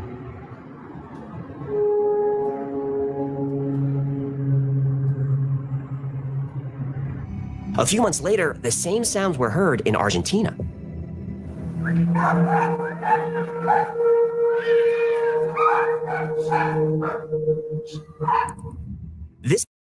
And here's the thing.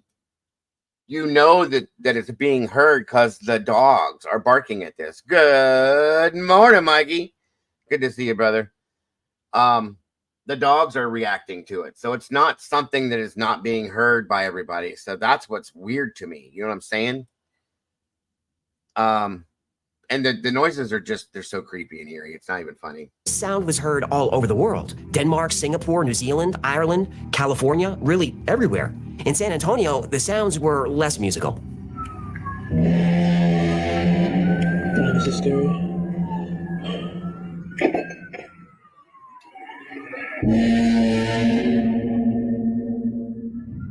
And sometimes, like in the Czech Republic, it feels like a presence.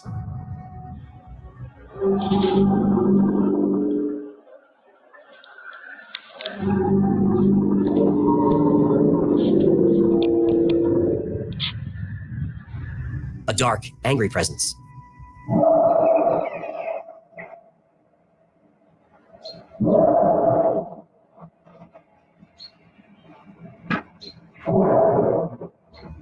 Sometimes it sounds like the roar of an animal.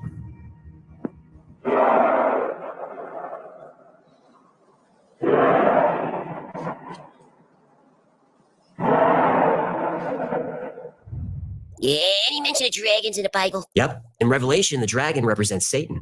Okay, this is terrifying.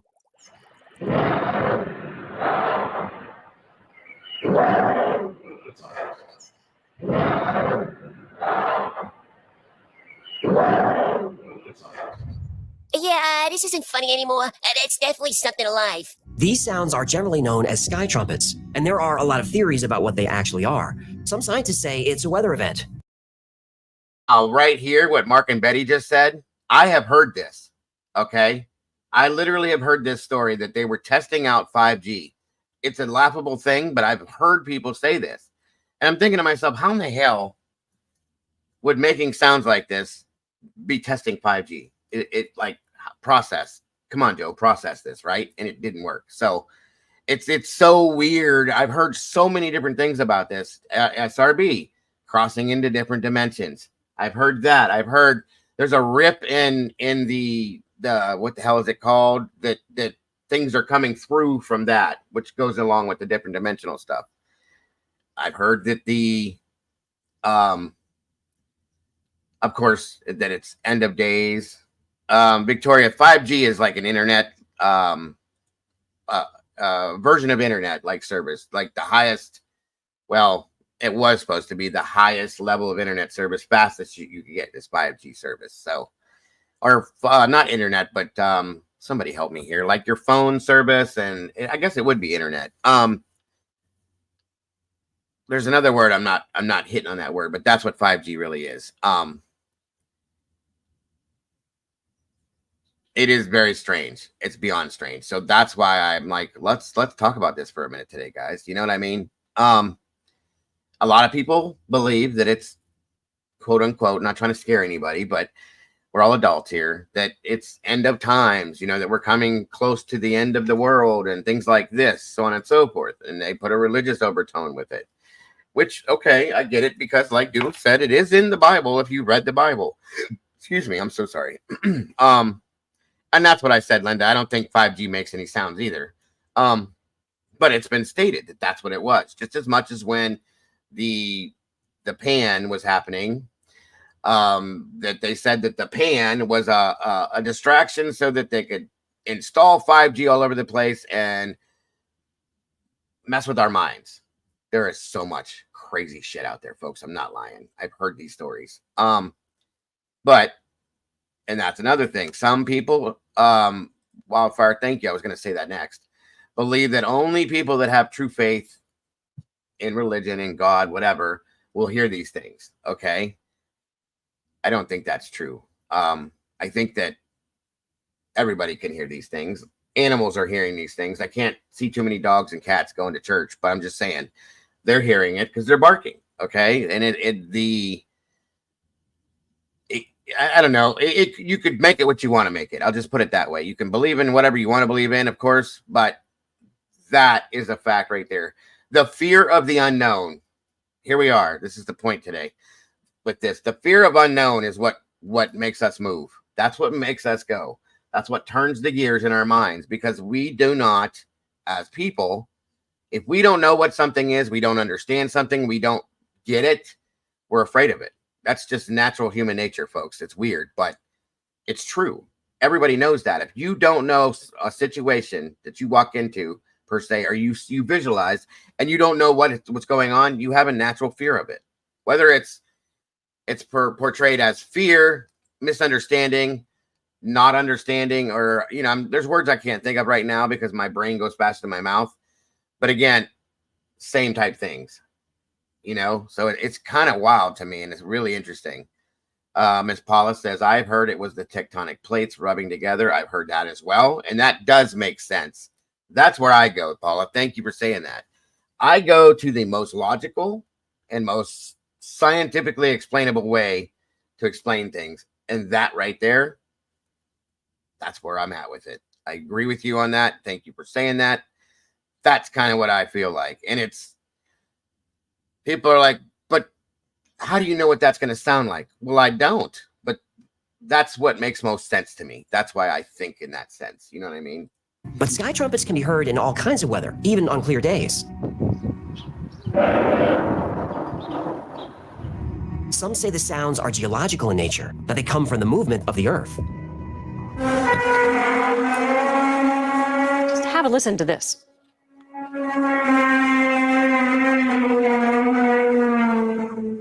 So what are you hearing? Well, we don't really know. Now, that could be the earth moving, but what about when the sounds just go on and on?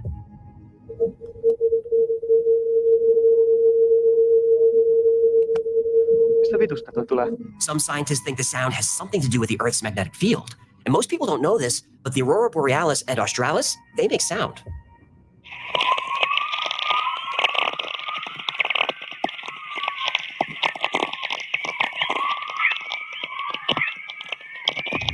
But the truth is, nobody really knows what causes sky trumpets. They can sound like music, like machinery, or even like the roar of a dragon. But those aren't the only unexplained sounds that come from the sky. And of course, welcome every scratch. Good to see you today. It's the aliens. That's the most popular, that the aliens are communicating or they're doing something and it's causing the sounds. I'm telling you. If Molly was in here, she'd probably agree with that one. Walt says he thinks it's AI. Maybe it is. Maybe it is, Walt. Maybe it is. Sometimes on a perfectly sunny day without a cloud in sight, the sky sounds like it's tearing itself apart. The Iroquois lived in upstate New York when the early Europeans made contact.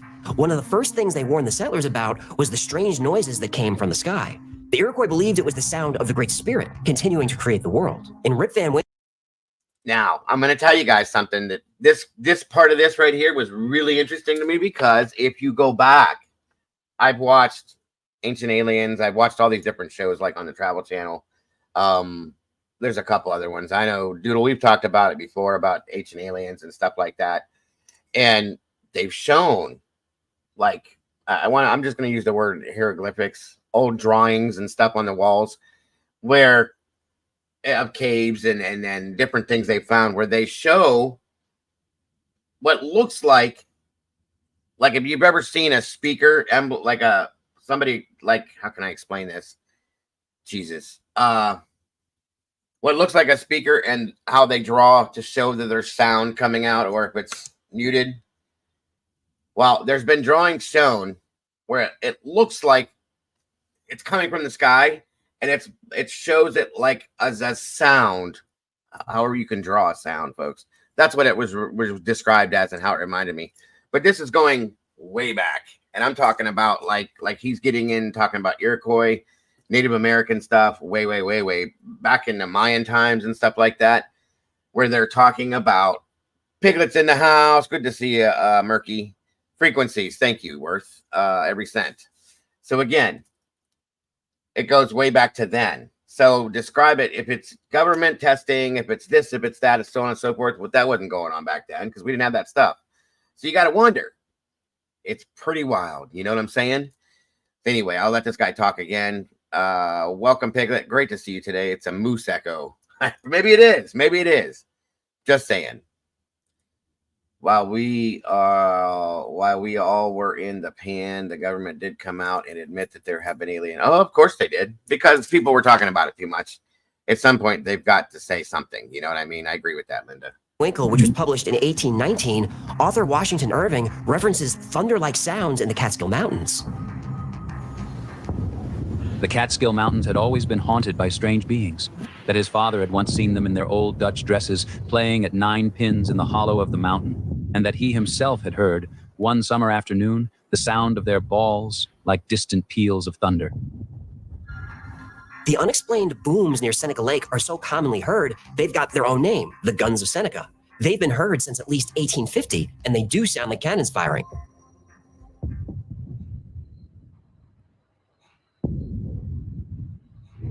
The earliest record of the Guns of Seneca comes from a short story inspired by the booming sounds that was published in 1850. It is a sound resembling the explosion of a heavy piece of artillery that can be accounted for by none of the known laws of nature. The report is deep, hollow, distant, and imposing. No satisfactory theory has ever been broached to explain these noises. The most that can be said is that such sounds are heard, though at long intervals, and that no one as yet has succeeded in ascertaining their cause. We call these skyquakes, and these skyquakes have been reported all over the world.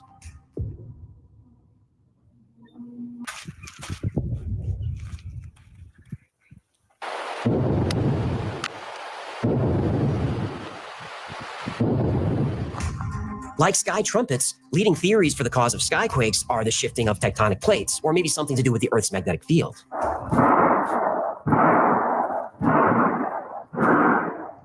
A geological explanation would be easy to prove, but so far, nothing. Clearly, it's been blamed on fracking as well. Thank you.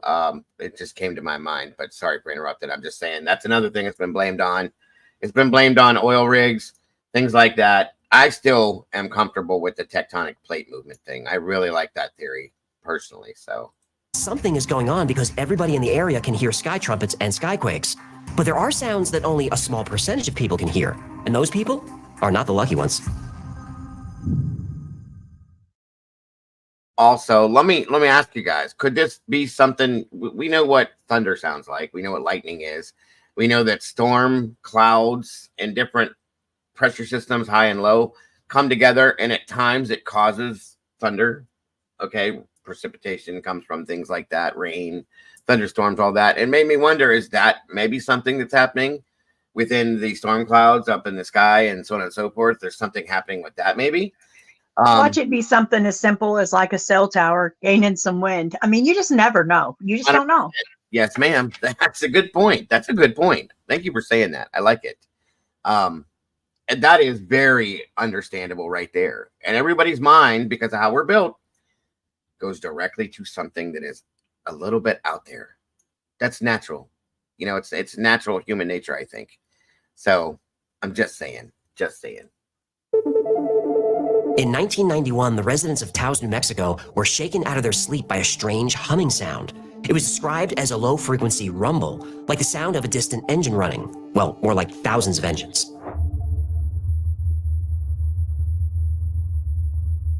The sound was maddening. People were getting headaches, intense nausea, and suffering from insomnia. But strangest of all, only about 2% of people could actually hear it. These unlucky few call themselves the hearers. After we moved here, within the first few months, I just woke up in the middle of the night and heard this strong humming sound. Some people can hear it, some people can't. Some people, like, it rattles their teeth and stuff and, like, drives them insane, and some people hear it and doesn't bother them. New Mexico is home to several facilities with sophisticated equipment. They teamed up to study the hum. The Los Alamos National Lab, Sandia National Labs, Phillips Air Force Laboratory, and the University of New Mexico all participated in a study. High-tech equipment was set up at a few locations where the hum was prevalent. Scientists collected acoustic, geodynamic, seismic, magnetic, and electromagnetic measurements. But even with all this modern technology, the study was unable to find the source of the Taos hum. But there were increased levels of electromagnetism in the area during the study. As a result, we are left with a mystery. There are no known acoustic signals that might account for the hum, nor are there any seismic events that might explain it.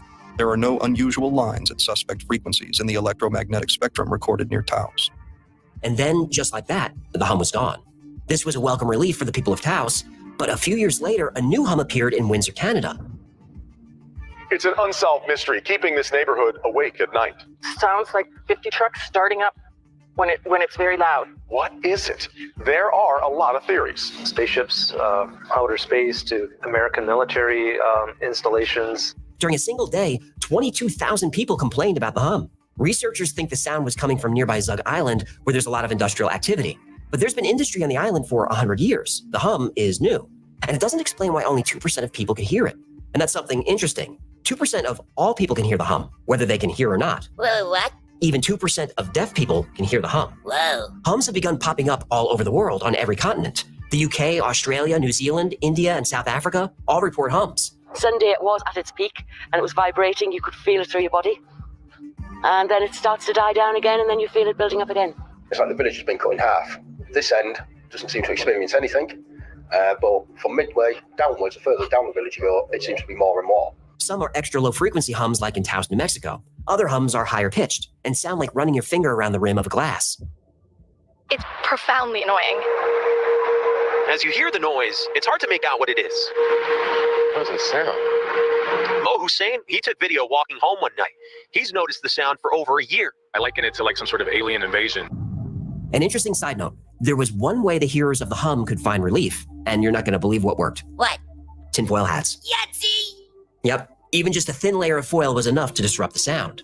Now, regardless of the frequency, there's still no solid explanation for the hums, but you can't help but link these sounds to the HARP array in Alaska.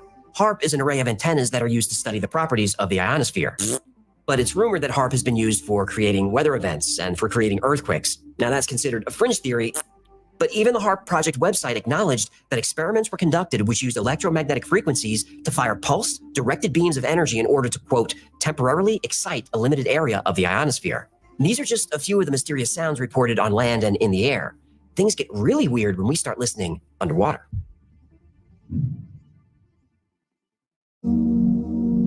For over 70 years, we've had networks of microphones listening to the sounds of the sea. They're called hydrophones, and they were initially planted to search for enemy submarines. In 1991, scientists discovered an unexplained recurring sound known as the upsweep.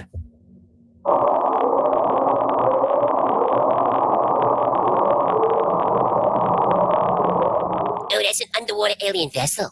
That is one of the theories. The source of the sound is somewhere between New Zealand and South America, though the sound is loud enough to travel across the entire Pacific Ocean. Alien engines got big pipes. But what's odd is the sound is seasonal. It's heard mostly during spring and fall. Aliens probably take off for the holiday. In 1997, scientists picked up a strange sound coming from the South Pacific Ocean. This one they called the bloop.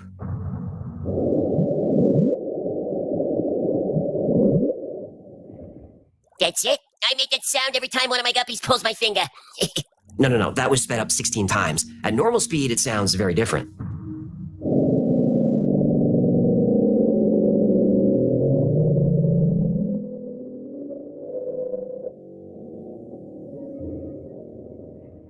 Okay, that was weird. Yeah, the sound lasted almost a full minute and was loud enough to be picked up by microphones 3,000 miles apart. Now, no animal on Earth is this loud. And then in 2016, a hydrophone was sent to the deepest spot on Earth, the trough in the Mariana Trench called Challenger Deep. It's 36,000 feet below the surface. That's almost 7 miles down. The Mariana Trench is one of the most mysterious places on Earth. And due to the high pressure at those depths, very few people have ever seen it. So scientists thought they would listen to it instead. And when they did, they heard moaning.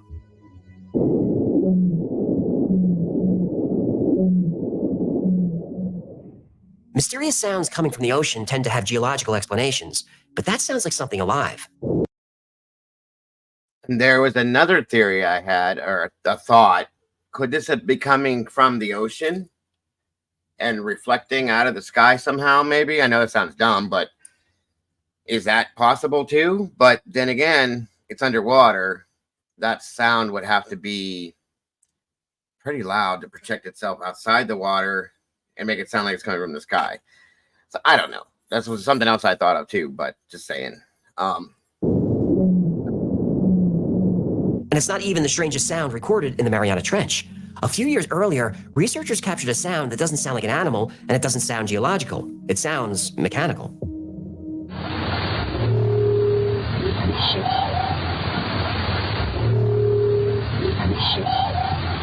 A short 2 to 4 second complex sound was recorded that features a 38 Hz moan with both harmonics and amplitude modulation, followed by broad frequency metallic sounding sweeps up to 7.5 kHz. This sound was recorded regularly during both fall and spring surveys. They call it the Western Pacific Biotwang. Biotwang? It sounds like something I used to grow in my dorm room closet. Hey, come on, pal, we got kids watching. Tomato plants, kids! I was growing tomato plants! Thank you. Most relaxing tomatoes you ever had. Again, there's no clear explanation for these sounds, but maybe the strangest sound ever recorded didn't come from the air or land or the sea. It came from outer space.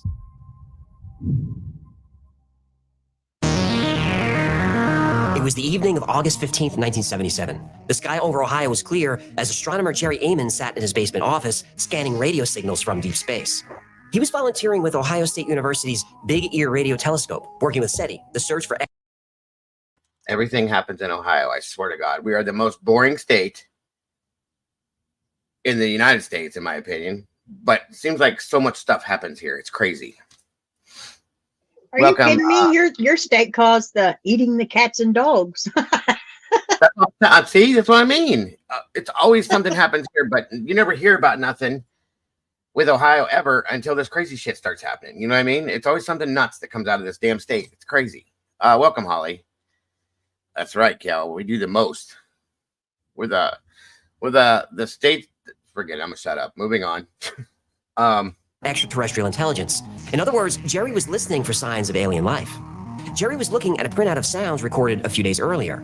The data reflected the intensity of the sounds recorded across a number of different frequencies. The relative intensity was represented by a number, 1 through 9, and after 9 would move on to letters from A to Z. The typical sounds picked up by Big Ear were usually relatively low, represented by a 1 or 2, basically just background noise. But on August 15th, Big Ear picked up a signal that registered 6EQUJ5. That is an unbelievably intense reading. It lasted for 72 seconds and peaked at an intensity 30 standard deviations above the sound SETI normally captured. Now, 10 deviations are rare. 30 deviations, that's borderline impossible. This was so amazing that Jerry circled the string of data in red and wrote WOW next to it. It's been known as the WOW signal ever since. For over 50 years, Big Ear listened for radio emissions at a frequency near 1420 megahertz. This is the frequency that hydrogen naturally emits. Hydrogen is the most common element in the universe, so this is a logical way to search for alien life. When Jerry Amon spotted a sharp spike at that frequency, he knew there was only a small chance that it was background noise. Whatever it was, the signal had to be artificial. The signal was also very concentrated, which is how a deliberate radio signal from another world would most likely look. A natural event would have been heard across multiple frequencies. The WOW signal was only picked up on this one. The signal was at precisely 1420.356 megahertz. Now that's too perfect. No known astrophysical source matches the intensity of the WOW signal. But the signal shows no trace of modulation or data encoded, which you'd expect from an intentional broadcast, unless there's information there that we just can't understand. SETI tried for years to pick up the signal again, but it never returned. But if aliens were trying to make contact, you'd expect the message to repeat. Follow-up studies at Big Ear and other telescopes have turned up nothing. But in 2012, Earth sent a response. 35 years after the WOW signal was recorded, the Arecibo telescope beamed a message toward the constellation Sagittarius, the source of the original WOW signal. The message included 10,000 tweets and videos from celebrities, including Stephen Colbert and the 2011 Miss Universe. Tweets from Colbert and Miss Universe? Great, now the aliens are gonna think we're stupid. Oh, don't take a cheap shot at a beauty queen. Yeah, I was talking about Colbert. It's hard to identify the sources of many of these mysterious sounds, because they can be far away, like the drone of a machine in a distant factory, or sounds generated by events that we can't see, like something deep in the ocean, high in the clouds, or even in deep space. But there are explanations for a lot of these mysterious sounds. According to a 2011 report from the U.S. Geological Survey, skyquakes, the rumbles heard on a clear day, could be caused by shallow earthquakes, or spontaneous rock bursts triggered by mining, or from giant waves breaking offshore, or loosely packed sand dunes reshaped by strong winds. Ooh, that's a lot of wars. Yeah, scientists don't really know what causes skyquakes. And the thunder-like sounds might just be thunder. Sometimes when the ground is stable, the sound of thunder can reflect off the earth and travel a long distance, and this is a process called ducting. This means the sounds of thunder can be heard without any visible storm activity. Now, some skyquakes might just be noisy fish sex. I'm sorry, what now? Well, male midshipman fish produce incredibly loud mating calls.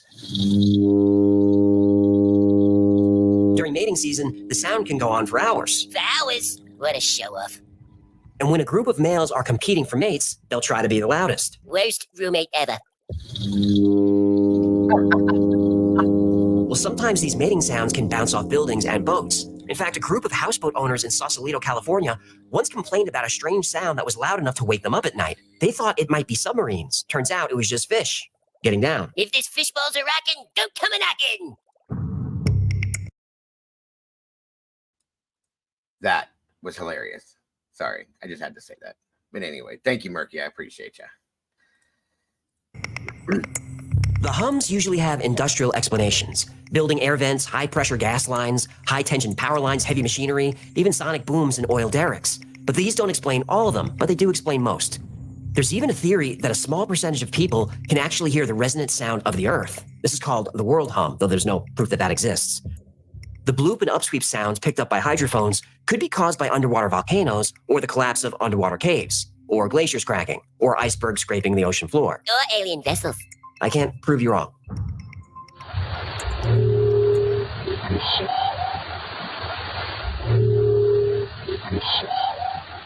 The biotwang recorded in the Mariana Trench is now believed to be a previously undiscovered whale call. The complex sound has a lot in common with other calls attributed to the dwarf minke whale. And this is a minke whale.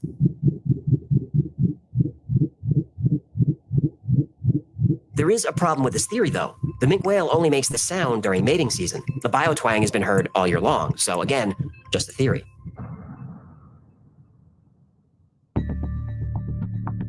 But there is no working theory that can explain the WOW signal that Jerry Amon discovered in 1977. In 2017, a scientist claimed that it was caused by one of two comets that were known to be moving through the area at the time. But this theory was eventually dismissed because the timeline and location just didn't line up. And almost 50 years later, the WOW signal is considered by many to be the strongest evidence we have that there's intelligent alien life. As for the trumpets, it's probably a weather phenomenon or a geological event, and not a signal that we're approaching Judgment Day. But witnesses to these sounds do feel a range of emotions from confusion to absolute dread.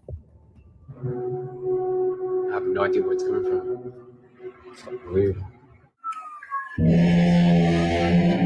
That's a story. And even non-religious people who hear the trumpets start thinking about the apocalypse. I once heard a quote that really hit me. It's from Japanese novelist Haruki Murakami. He said, "Everyone deep in their hearts is waiting for the end of the world."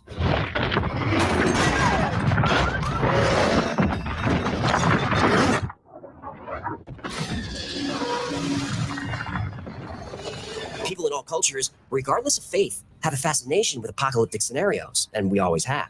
There are many reasons for this: religion, the media, and just natural curiosity. But I think we're obsessed with the end of the world because of a single primal reason: control. Us to prepare mentally for the possibility. When you watch a movie about zombies or the aftermath of nuclear war, don't you wonder how you'd react or if you'd survive? Well, this is a coping mechanism to help us manage our emotions. Now, here's a more practical example. When someone dies, have you noticed there are two kinds of people? One person might be overcome with grief, but in someone else, the grief just doesn't seem to hit as hard. I'm the second type of person. It's because I spend a lot of time in my own mind stressing and preparing for the inevitable.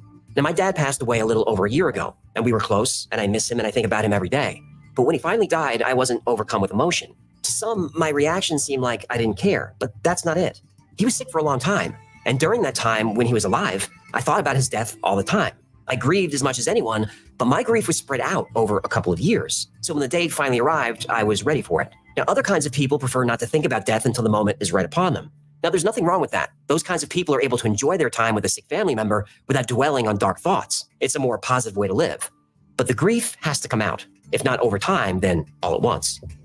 So when we think about the end of the world, we're spreading those emotions out a little at a time. We're preparing. So if the day finally arrives, we won't be paralyzed. The people that think the end of the world will never come, well, those people will be... Zombie food. Right, they're not going to make it. But those of us who do like disaster movies or have a garage full of prepper gear, we're thinking about the end. We're not just preparing physically, we're preparing mentally, a little bit at a time. And I bet this is something hardwired in our DNA by our creator, by God, the simulation, or whatever you want to call it. It's some kind of survivor's gene. Now, don't panic. People have been predicting the end of the world for thousands of years, and they've always been wrong. But, although we don't know when, someday they're going to be right. That's 100% a fact. And when they are, I hope you're ready.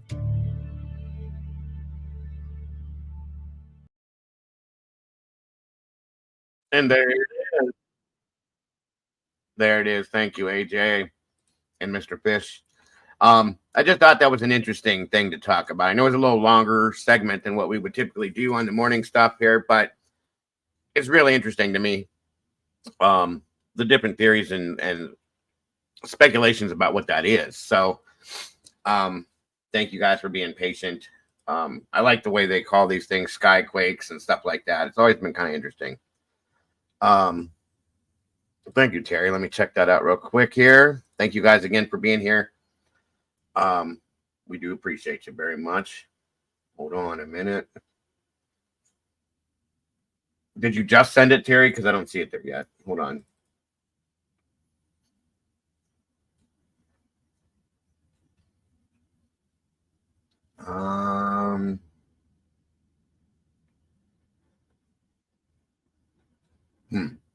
Maybe not. Okay, I'll check it out here soon. Thank you. Good. I'm glad you guys did enjoy it.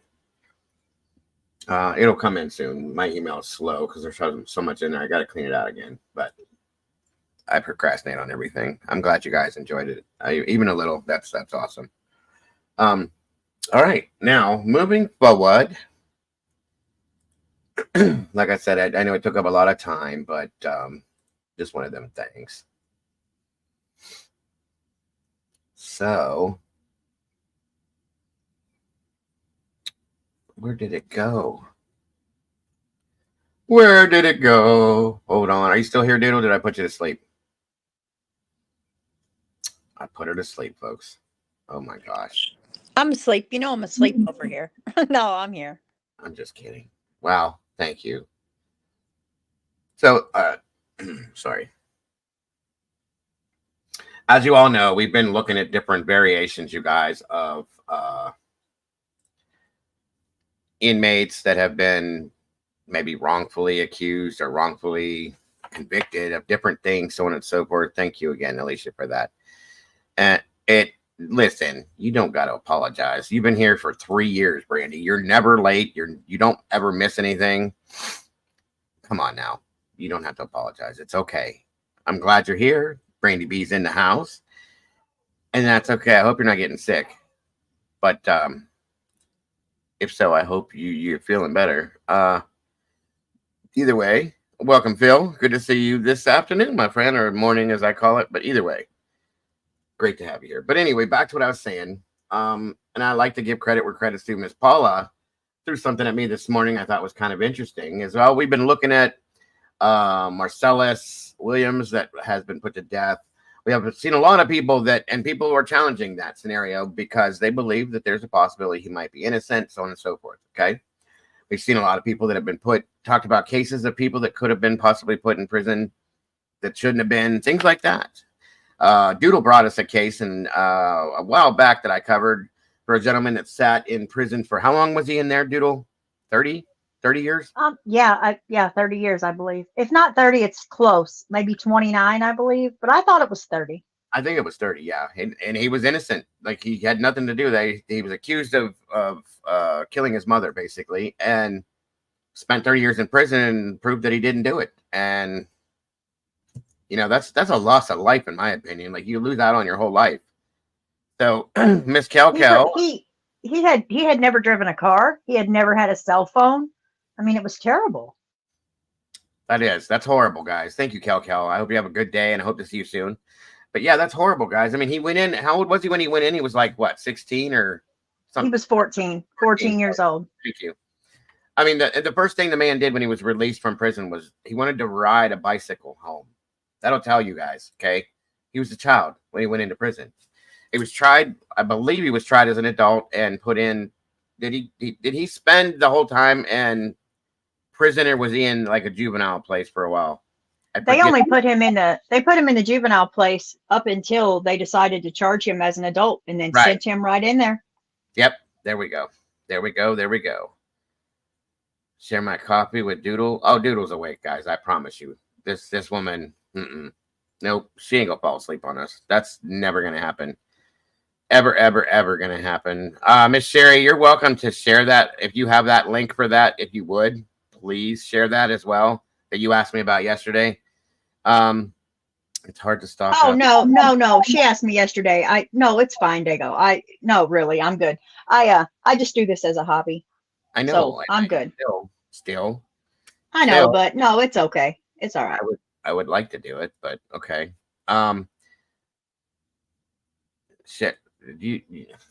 I don't know if I can share my copy, guys. My copy is like gold to me, but I would share it with you, Brandy. Good morning, Truth Seekers. So anyway, sorry, I got off subject there. There's ADHD for you.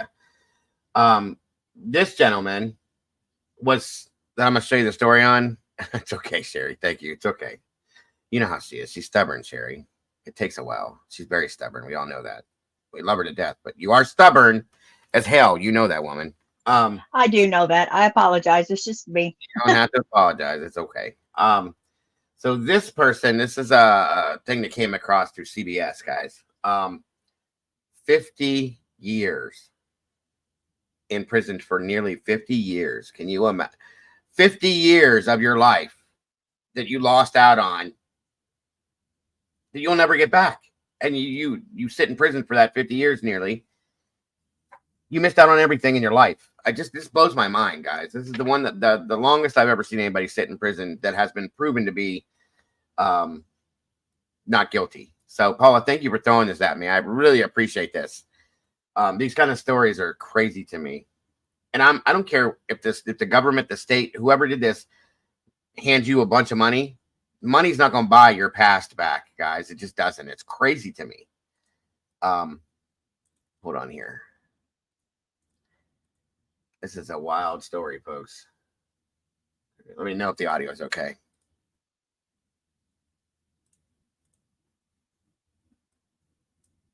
If I can find it. Or maybe not. What is going on here? I couldn't get mine to play yesterday. This is weird. Oh, wait a minute. Let me try this again. Simmons still has, and the city of Edmond, Oklahoma, has agreed to pay a more than $7 million settlement to a man who was wrongfully imprisoned for nearly 50 years. Lynn Simmons was convicted and sentenced to death in 1975 for a murder that he did not commit. Earlier this year, he filed a federal lawsuit accusing police of fabricating the evidence in the crime to get a conviction. Simmons still has a You have an echo. Oklahoma City and a former detective who participated in the investigation. And the city of Edmond. Okay, let me play it again. Sorry about the echo, guys. And the city of Edmond, Oklahoma has agreed to pay a more than $7 million settlement to a man who was wrongfully imprisoned for nearly 50 years. Lynn Simmons was convicted and sentenced to death in 1975 for a murder that he did not commit. Earlier this year, he filed a federal lawsuit accusing police of fabricating the evidence in the crime to get a conviction. Simmons still has a pending claim against Oklahoma City and a former detective who participated in the investigation. Did you guys hear that? They fabricated evidence to close the case, basically, to have this man. This guy was on death row. Do you realize what would have happened if they had killed him? Put him to death. And then found out after the fact. That is why I worry about the things I worry about when we cover the stuff we do sometimes. Yes, thank you, Paul. This is interesting. 50 years. And yes, he gets a $7 million settlement. I don't care. You could keep it. You said what would happen? Nothing. Right. Nothing at all. They would have done what they did and said, oh, sorry, we made a mistake. No. Like I said, this man was handed over $7 million, or is going to be. I don't know if that's going to happen or not.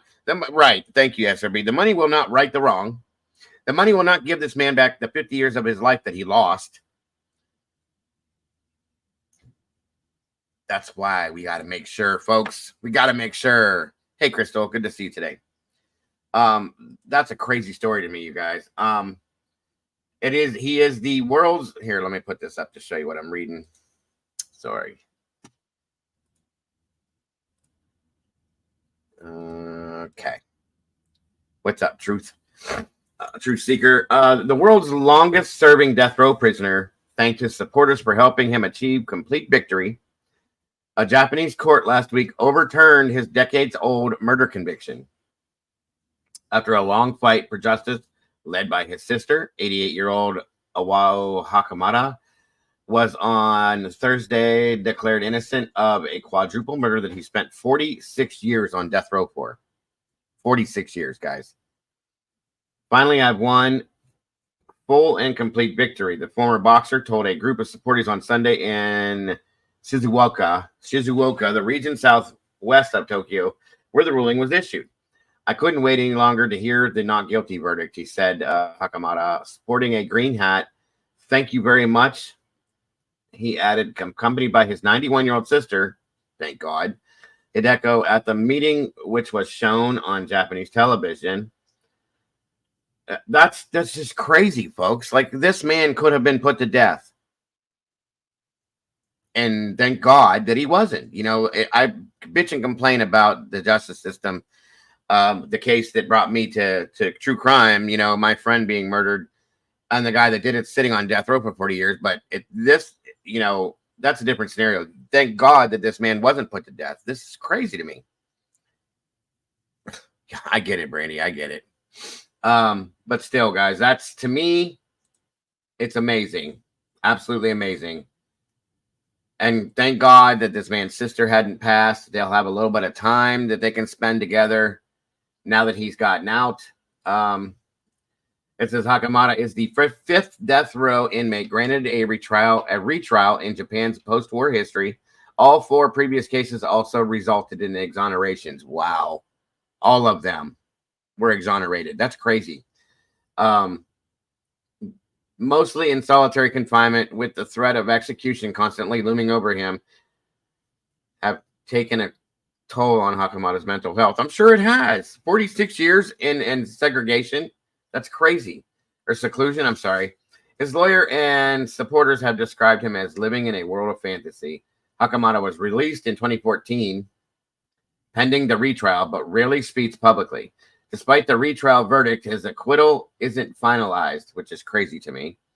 Prosecutors reportedly have until October 10th to decide whether to appeal the Shizuoka District Court's ruling, but they may face an uphill battle as the court delivered a sweeping rebuke of the prosecution's argument, saying that investigators fabricated key pieces of evidence. Hakamata's initial confessions of having robbed and murdered his boss, the man's wife and their 2 teenage children were obtained through inhumane interrogations. Well, we've all seen that. And mental and physical torture, making them invalid, the ruling said. Blood-stained clothes used to incriminate him were also ruled a setup. The court said investigators had put blood on them and planted them in a tank of miso fermented soybean paste to be discovered. Jesus. Once last week's verdict is finalized, it would pave the way for Hakamata to be compensated in the tune of more than $1.4 million. Under the law, according to one estimate by lawyers. Okay. On top of that, the defense team is considering launching a new lawsuit against the state, seeking further compensation. Hakamata's lead lawyer, Hideo Agawa, told a news conference on Monday. Given the ruling went so far as to condemn a concerted effort by prosecutors and police to make up evidence, I believe it gave us sufficient basis to sue the state, Ogawa said. His client was absent from the news conference because of poor health. That's sad. See, Hideko, who did attend, recounted the moment when she broke the news of the acquittal to her brother as he was relaxing after his bath time. But he was all silent. I think part of him is still in doubt that this has really happened, she said. When asked about the possibility that prosecutors might opt to pursue the case, a confident Hideko replied, if they want to, then go ahead and suit yourself. His entire life, you guys, 46 years. That's one of the saddest things I've ever seen in my life.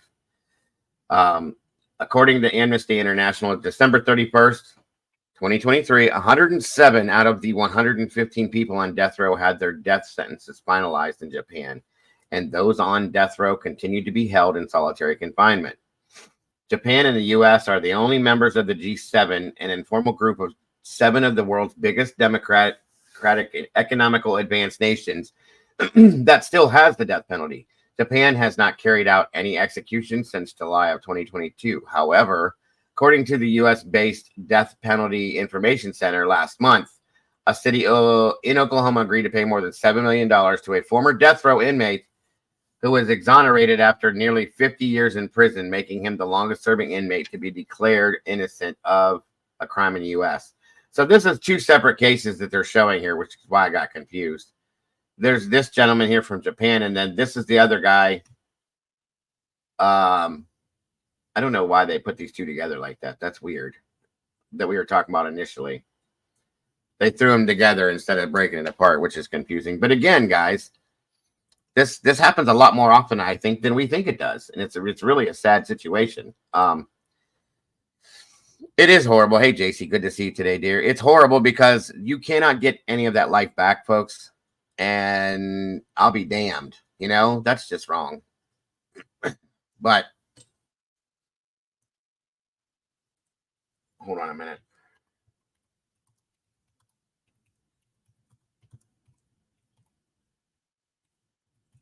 So what do you think of that situation, Duty? It's something. I mean, his whole reputation is gone. I know. Even if he gets $7 million, okay, but his face is going to be recognizable. People know about this. He's still going to catch all the hell that every other person that's went through this, and his whole life is damaged in some sense. It's gone. Right. Yeah, I agree with you. Absolutely agree with you. And what life does he have at his age now? At this point, there's nothing that he can do to bring any of that back. He missed out on so many different things. I mean, he could have had a family, children. He could be a grandfather, great-grandfather at this point. That's not there now. He could have had a career. That's gone. He could have been something of some sort of importance, which I believe everybody is. I don't want that to sound wrong, but you know what I'm saying? Like, he could have become somebody, and he never got the ability to do it. That's sad to me. Right. Yeah. I would think that he'll probably take care of his family with the money, what family he has left. And I mean, that's really probably about all he really can do. Mm-hmm. Just live the rest of his life and, peacefully, and probably with that kind of money comfortably. Well, now, and you're hearing now that he's got health problems, obviously. We know that his mental health is not sound because of spending 46 years in solitary confinement, guys. Come on, that'll do a number on anybody. I couldn't spend a day in there, let alone 46 years. My God. Just saying. It's really a mess. It really is. Really, really is. Did he get $7 million? If so, that money won't last long. Oh, no, it won't. Not at all. Considering everything he's missed out on, you never know. He might take it and blow it on nothing. You know what I mean? I don't blame him. I don't. Boats and hoes. I mean, he's been in prison this whole time. Boats and hoes. That's right. That's right. Do your thing, brother. I appreciate it. I do. I really could see it. We say we need irrefutable evidence to put someone to death, but the issue is seemingly irrefutable evidence can be planted. I mean, there it is. Facts are facts, Bob. I think these are the situations that we're all looking at when we're in here looking at these cases going, oh, people are like, that never happens. That never happens. I'll be damned. Here it is. So it is a possibility, guys. Yeah, if he gets okay, so the settlement happened. We don't know that he's going to get that money, folks. That's the other thing. Unless it is like guaranteed. People get settlements all the time that they win, but they don't get the money sometimes. But yeah, Sherry's right. It'll be in payments, but still, you know, if nothing else, he's got money to live on for the rest of his life. And that's just the sad part is there's not very much of that left. That's the thing that bothers me with it. You'd have to give me some damning evidence. Yes, I agree. I do agree, Zelda. Thank you for that statement too, because that's what the problem is, guys. That is the problem. We need, when you put somebody's life in the hands of another human being and have them make a decision on that life, that's a scary thought, you know, when that you could be in somebody else's hands, your life or death. That's always been a scary thought to me. So just saying. Now, yesterday, you guys, this story popped up, throw it my direction, and I wanted to show you guys. This is crazy as hell. You guys think you've seen everything, right? Especially with what we do typically, normally. I guess I could say I'm not surprised, but at the same time, I am. At his age, you just get tired. Money is nice after you've been beaten down. Yeah, I can agree, Phil. I can agree. So yeah, guys, I like I said, I being in the true crime community, the platform, the genre, whatever you want to call it, you think you see everything until you see this. Good Lord have mercy. Young mother and father sign adoption agreement, exchanging their baby for beer and cash. Again, I'm not surprised. I mean, look at these two. But I am, okay. Is this Missouri? Oh God, I would hate to say that. It's in Arkansas. I mean, I wouldn't be surprised if it was Missouri, really. It does make sense, I know, but it's Arkansas. So yes, she did, Demon. She always does. Boats and hoes. It's the Catalina wine mixer, folks. But anyway. Yeah, that's true, Alicia. That's true. Doodle or Miss Sherry just said I just rolled my eyes so hard they got stuck. I love it, sir. That was great. That was great. Well, folks, welcome to America. That's all I can tell you. Benton County, Arkansas, a couple who lived in a camper trailer attempted to adopt away their baby for $1,000 and a 6-pack of beer. Well, I hope it was at least good beer, guys. Jesus, this is insane. What the hell? Hold on a minute here. Let's see. Crazy Linda Mae Craig, huh? Who killed Linda Mae Craig? Hold on. We'll jump back to this here. I just want to see what Linda has to say. Who killed Linda Mae Craig? We know it wasn't Nicholas Yaris. Was on one of the first people to be declared innocent through DNA 20 plus years after his release, and her family still does not know who did. Wow. See? That's crazy. That is crazy. Yes, it probably was Bush Light, Alicia. I'll say that too. So anyway, Saturday, September 21st, a call to 911 alerted the Benton County Sheriff's Office of a sick baby at the Hideaway Campground, 8369 Campground Circle, Rogers, Arkansas. So it's in Rogers, Arkansas. The parents had signed an agreement to give up the baby. Beaver Lake Hideaway Campgrounds. Initially, Darian Urban and Shailene Ehlers decided to trade the 2-month-old baby for a 6-pack of beer, and then they decided they wanted $1,000 too, which would be payable a few days later. The mother, Ehlers, told witnesses with 3 dogs and a baby, it wasn't working. So that's why they were arranging the adoption.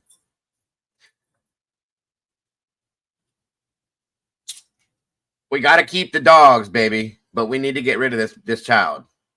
I mean, that conversation, I would have loved to have heard that conversation. Okay, this is insane. The parents wrote a letter for the reporting person giving them custody of the baby. After taking the baby back to their residence at the trailer park, they discovered the infant was in need of medical attention. EMS transported the baby to Children's Hospital. Investigators obtained the letter signed by the parents, which stated, I, Darian Urban and Shailene Ehlers, are signing our rights over to Cody Nathaniel Martin of our baby boy for $1,000 on September 21st of 2024. Disclaimer, after signing this, there will be no change in y'all two's minds and to never contact again. That's the disclaimer. There will be no change in y'all two minds. Y'all two's mind. Jesus, I can't even say it. Y'all two's minds and never to contact again. Good God Almighty. At least they put a disclaimer in, that makes it better. The parents were not present at the time the baby was transported to the hospital. They were located later by Benton County investigators and arrested. Thank God.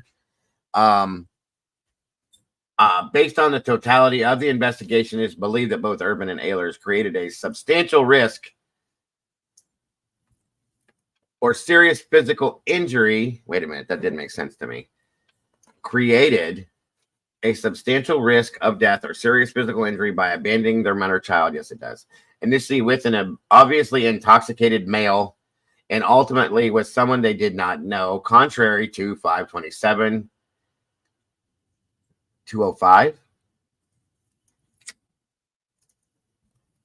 That must be a statute. Okay. Endangering the welfare of a minor. Yes, it is. In the first degree, a Class D felony. It is also believed both Urban and Ehlers attempted to relinquish a minor in consideration for things of value, the cans of beer, and direct compensation, $1,000, contrary to 99206, consideration for relinquishing minor for adoption, Class D felony, BSCO. Benton County couple arrested by selling baby. Okay, this is breaking news story. Watch for updates. Blah blah blah, so on and so forth. So, again, wow. Per the administrative order signed. There it is. They signed it, folks. It is what it is. Unbelievable. What do you think, Doodle? Well, I was just waiting on the exchange of food stamps for the child, but it wasn't Missouri, so I couldn't wait on that. Has that happened? Has that happened? That has happened. People have traded children for food stamps. Yes, sir.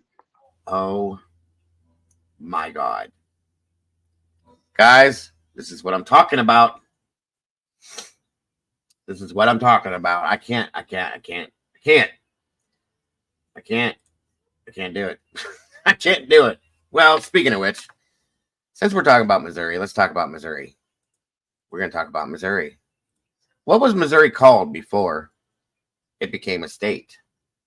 Nestled in the heart of America, Missouri boasts a rich and fascinating past beyond its official entry into the Union in 1821. It's just a piece of useless information, folks. I thought it was interesting. Its very name, derived from the mighty Missouri River, serves as a reminder of the indigenous Missouri people. Sorry, I said that wrong. Who once called this land home. But Missouri's history is far more than just a name. It's a tapestry woven from the threads of Native American heritage, European exploration, and a spirit of independence that has shaped the state's identity today. There, as the Missouri River Before it was Missouri, the land was part of a vast unexplored territory claimed by various European powers. The French initially claimed the region as part of their expansive Louisiana colony. So can you imagine if you'd have been part of like New Orleans, Doodle? Because that seems like what it was supposed to be. Yeah, that's crazy. That doesn't sound anywhere near Missouri. Sure as hell don't. Can you guys imagine going to Mardi Gras in Missouri instead of in New Orleans? That's crazy. They have one in St. Louis. They do a big old parade. Listen, you don't want to see that. I'll bet. Maybe that's why they do it. But again, it says the purchase of However, the Louisiana Purchase of 1803 brought this vast expanse of land under American control, transforming it into the District of Louisiana and later the Territory of Louisiana.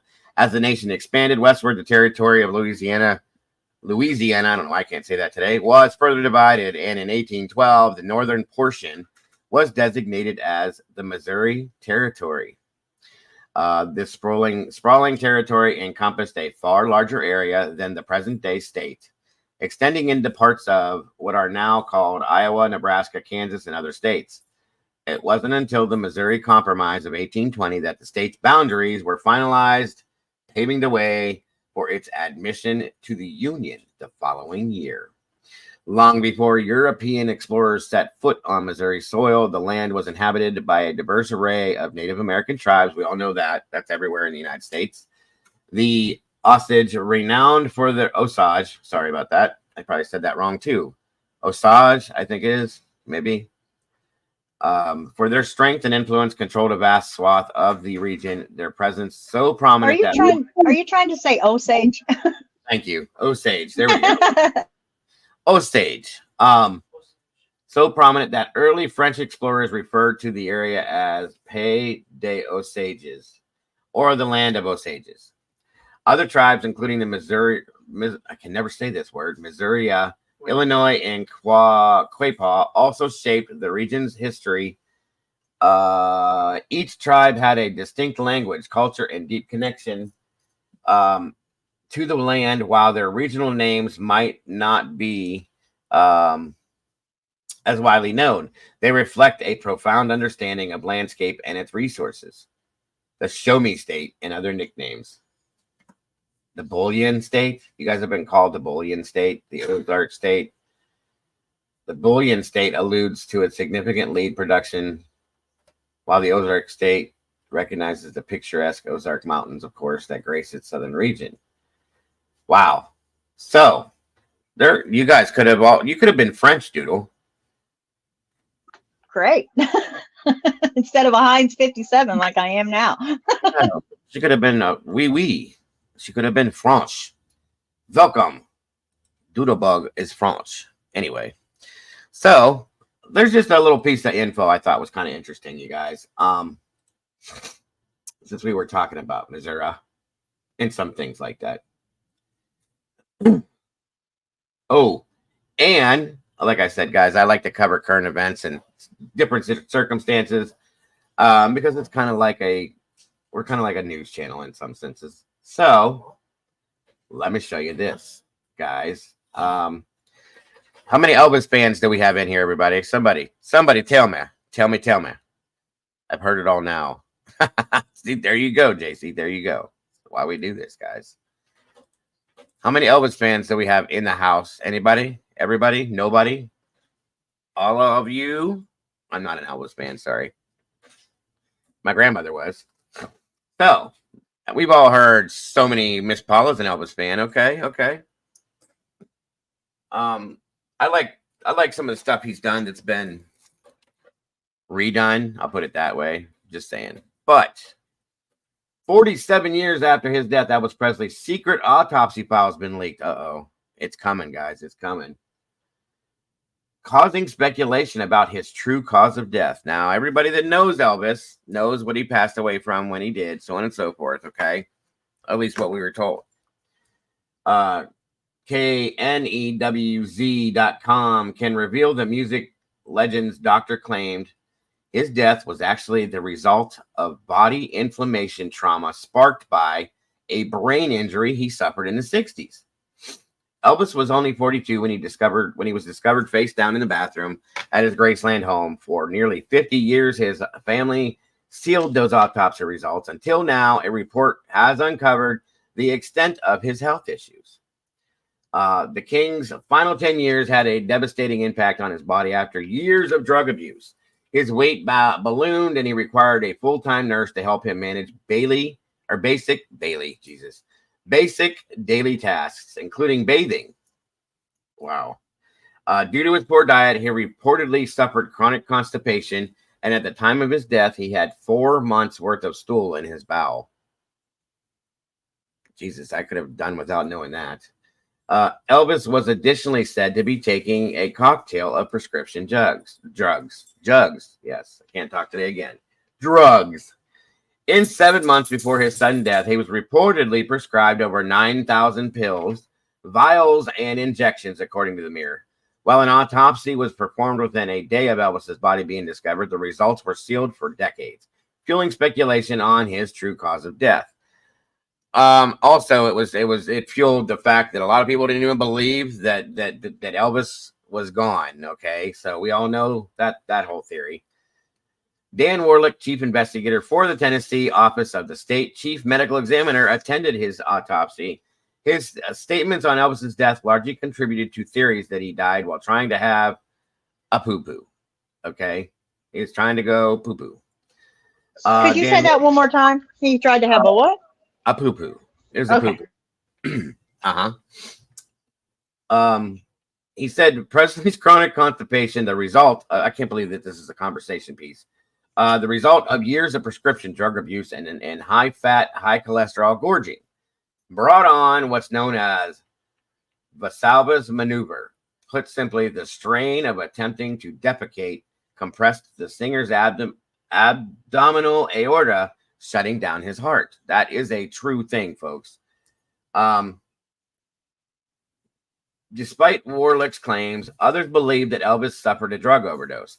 However, one prominent California physician disagreed with both theories altogether. Dr. Forrest Tennant reviewed the sealed file while defending Elvis's doctor, George Nicolopoulos, who was later acquitted. Kaboom! And Mama Bear's in the house, everybody. Hello.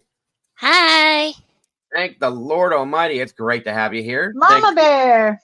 Breaking news. I have the day off. Oh, my God. That is breaking news. Good God What Almighty. did you do right? What'd you do right? Thank you. How did you pull that off? I usually have Mondays off, but for whatever reason, I didn't have any appointments or anything today. Well, So I got lucky. am grateful. It's great to have you here finally. Yeah. I've been waiting for this. Mama's first appearance on the Meatballs in the Morning show. I appreciate you, Mom, for being here. We have missed you so much. Thank you for joining us. I missed you guys too. So, Hi, everybody. let's get back to Elvis's constipation issues. Yeah. So he claimed that severe deterioration of Elvis's body pointed to decades of trauma well before his drug abuse issues. Tennant believed the singer's organ damage, as well as issues with such as vertigo, insomnia, back pain, eye infections, and headaches, stemmed from a serious head injury Elvis sustained in 1967. He believed the head trauma triggered an autoimmune inflammatory disease and detailed his theory in a 2013 medical paper. The physician noted Elvis tripped over a television cord, knocked himself out on the bathtub. An injury he alleged was so severe it caused brain tissue to dislodge and enter his blood circulation. Jesus. Why did you have a TV in your bathroom anyway? Anyway, I guess because you're Elvis. As the tissue entered his bloodstream, Tennant believed the singer's body identified it as a foreign substance and produced antibodies to fight it. Due to a lack of understanding of autoimmune diseases at the time, Elvis's symptoms most likely would have been misdiagnosed. While weighing in on Tennant's theory in 2016, retired homicide detective and forensic coroner Gary Rogers said that he would attribute the singer's death to a heart attack sparked by heart disease and drug use stemming from an autoimmune disorder caused by a brain injury. Rogers said, I'd have to classify Elvis's death as an accident. There's no one to blame, certainly not Elvis. He was a severely injured and ill man. There's no specific negligence on anyone's part and definitely no cover-up or conspiracy of a criminal act. If Dr. Forrest Torrent was right, there simply wasn't a proper understanding back then in determining what really killed the king of rock and roll. Bada bing, bada boom. And there it is, guys. So now we do know that Elvis was severely impacted. Full of shit. Yes, he was full of shit, folks. I mean, yeah, Phil, that's why, because he didn't have a smartphone. Preston would call that a hanger. It's gross, but he's awful like that. Mm-hmm. Being realistic, guys. Just saying. At least he's on it. You know? True. Thank you again, SRB guys. If you have not, please like, subscribe, share this out, hit that notification bell so you don't miss the next time that we can do this. I'm telling you. Thank you again for that, SRB. So there's that. I just thought that was an interesting piece of information. Did you hear the story about the Arkansas two that sold their baby for $1,000 in a 6-pack of beer, Mama Bear? Yes, I was listening. I was finishing something up and I was listening. I was like, what in the world? Mm-hmm. How about that? Wow. We've heard it all. Here, guys, I got to show you this. This is the mother of the child. A little closer up.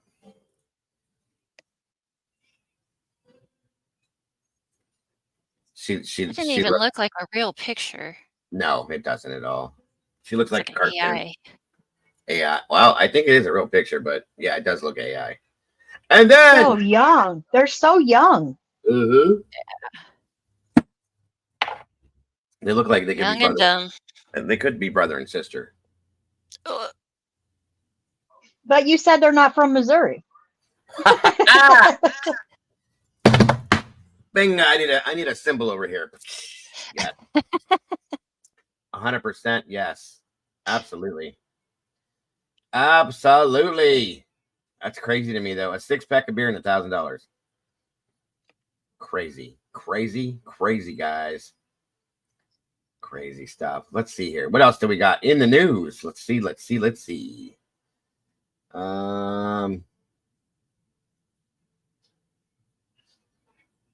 else do we have? What else? There's other stuff. There's some other crazy stuff going on around here.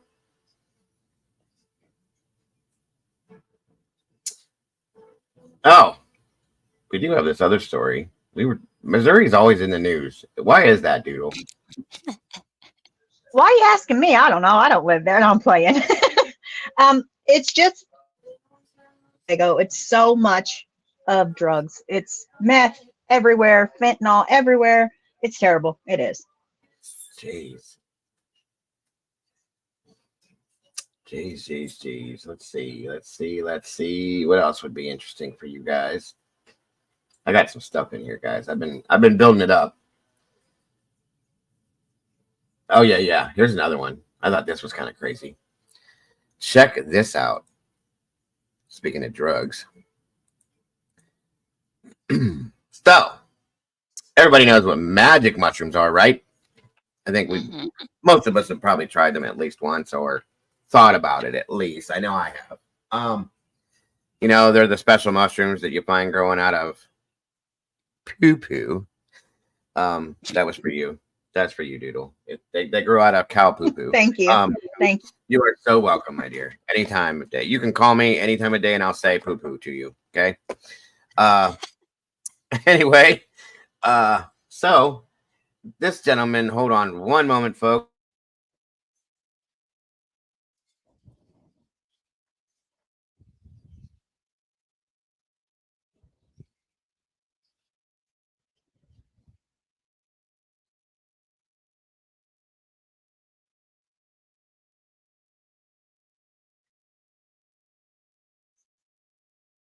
Sorry, Mr. Caden's home today, and he had to tell me something that was, in his mind, extremely important but it And why wasn't. is Mr. Caden home on a Monday? We'll talk about that later. Okay. Mr. Caden just didn't want to go to school today, but told me he didn't feel good. You know how he does that to me. Good Yeah, I afternoon. got 2 of them home, so I know exactly. Yes, exactly. What's the 2 biggest Absolutely. Yes, absolutely. Yes. Yeah, but he's done this to me before. He knows, but it is what it is. He has his computer. I made him do schoolwork on his computer. That's all. So my son tried to stay home this morning too, and I didn't fall. I always fall for it just because Caden is Caden, and he always gets me. So never in my life would I have anything to do with cow poo poo. That's where the mushrooms grow, Miss Sherry. They grow in the poo poo. Anyway. Ew. So, in an extraordinary medical incident published as a case report in 2021, a 30-year-old man ended up fighting for his life after. Now, here's where people cease to amaze me. Okay, guys, there are so many smart people out there, but there is such an influx of stupid people around us. Understand, it's a fact. It's a big issue. A 30-year-old man ended up fighting for his life after injecting himself with a homemade concoction of magic mushroom tea. While most people associate magic mushrooms with psychedelic experiences, when ingested orally, this individual's misguided attempt, stupid person thing that he did, okay, to self-medicate resulted in a rare fungal infection spreading through his bloodstream, leading to severe organ failure. Stupid people exist everywhere. Here's your sign. Thank you. Thank you. Thank you. Thank you. The man who struggled with bipolar disorder and opioid dependence sought relief from his symptoms by turning to psilocybin mushrooms. I think I said that right. I know what I'm saying, but I never have said it right. Psilocybin mushrooms, famous for their mind-altering effects. He had stopped taking his prescribed medication for bipolar disorder. Well, here's the first flag. And was in a vulnerable state, moving between severe depression and manic episodes. After reading about the potential benefits of hallucinogens like LSD and psilocybin mushrooms for mental health, he decided to experiment by brewing a tea from the mushrooms. You drink tea. You don't inject it. You drink it. What makes this case even more alarming is the method of administration. Instead of drinking the tea, drum roll please, as is more commonly done, the man filtered the mushrooms tea through a cotton swab and injected it directly into his bloodstream, bypassing the digestive system, which filters things. This dangerous decision quickly turned his life upside down. So I guess, you know, what we need to start doing here in the future, folks, is if you really want ketchup, fuck it. Inject it into your arm and you'll get the full effect of it, folks. That's all I'm saying, you know? I don't know. I'm just a thought. Anyway, onward and upward. Severe consequences and hospitalization. Of course, you think? Just days after the injection, the man's health took a dramatic turn for the worse, surprisingly. He became lethargic and nauseated. His skin turned yellow. Gee, I wonder why. His kidneys probably... His kidneys just said bye and unplugged and turned off. And his liver. Yes, thank you. Where to go? And he developed severe gastrointestinal symptoms, surprise, including vomiting, blood, and diarrhea. His family rushed him to the emergency room where they noticed that he was extremely disoriented and unable to communicate effectively. Upon arrival at the hospital, doctors found his liver and kidneys were failing, surprise, and his condition continued to deteriorate. He was transferred to the intensive care unit, where he was treated for multi-organ failure. His blood tests revealed an alarming presence, a fungal infection caused by psilocybe cubensis, the very mushroom he injected, and a bacterial infection with Brevibacillus. The fungal spores had not only survived the boiling process of making tea, but had also begun to grow in his bloodstream. Bro, dude had mushrooms growing in his body, folks, in his blood. Okay, leading to systemic infection. This rare but severe condition required the man to be placed on a ventilator after his lungs began to fail, and he was treated with a combination of antifungal and antibiotic medications. Oh, God. The dangers of an unsanctioned drug use. I think we all know how that works, okay? This case sheds light on the potential dangers of using drugs, especially when misused in unconventional ways. While psilocybin, the active compound in magic mushrooms, is being studied. Oh, I'm sorry. Hey, Ari, what's up, buddy? Is being studied for its therapeutic potential in treating mental health disorders. These studies are conducted in controlled environments, of course. Scientists administer psilocybin either in pill form or under strict medical supervision, sometimes through intravenous injections that do not contain live fungi. Okay. This man's case, injecting live fungal matter directly into his veins, led to a cascade of life-threatening complications. The doctors treating him emphasized the need for public awareness about the dangers of using drugs in ways they are not intended or prescribed. In layman's terms, stop being stupid, people. Jesus. I mean, come on. Jesus. This is so ridiculous. So the rest of this just explains what psilocybin's therapeutic potential could be. And lesson learned, this disturbing case highlights the need for further public education on the proper use of substances, like psilocybin, as well as dangers of unsupervised self-medication. Do not inject things into your body. Everyone, please. Fortunately, after intensive treatment and ongoing therapy, the patient survived. But his story stands as a powerful cautionary tale for others who might be considering similar experiments with hallucinogenic substances. Jesus. Sorry. So, guys, don't be trying to be a Smurf, and living in mushrooms and putting them in your body the way you shouldn't and all that kind of stuff. Let's just not do. Stupid is as stupid does, everyone. I'm just saying. Unbelievable, but not surprising. What do you think of that one, Duty and Mama Bear? Nothing surprises me. Yeah. I mean, I can't. I can't. Wow. Just Also, while we're talking about interesting, crazy, wild things, how about this stuff? I thought this was kind of interesting too. The oldest human DNA has been found. The first human, I'm going to say not the first, but the oldest variation of DNA has been found. This is why we have stupid warning labels. They need to put warning labels on people's foreheads, in my opinion, that do stupid shit. Like, if somebody's going to do that, you need a warning label right here. Warning, stay away from this person. Just saying. Excuse me. So, a team of scientists has rebuilt the oldest human genomes ever discovered. These genomes uncovered in South Africa from individuals who lived about 10,000 years ago provide remarkable insights into the genetic history of the region.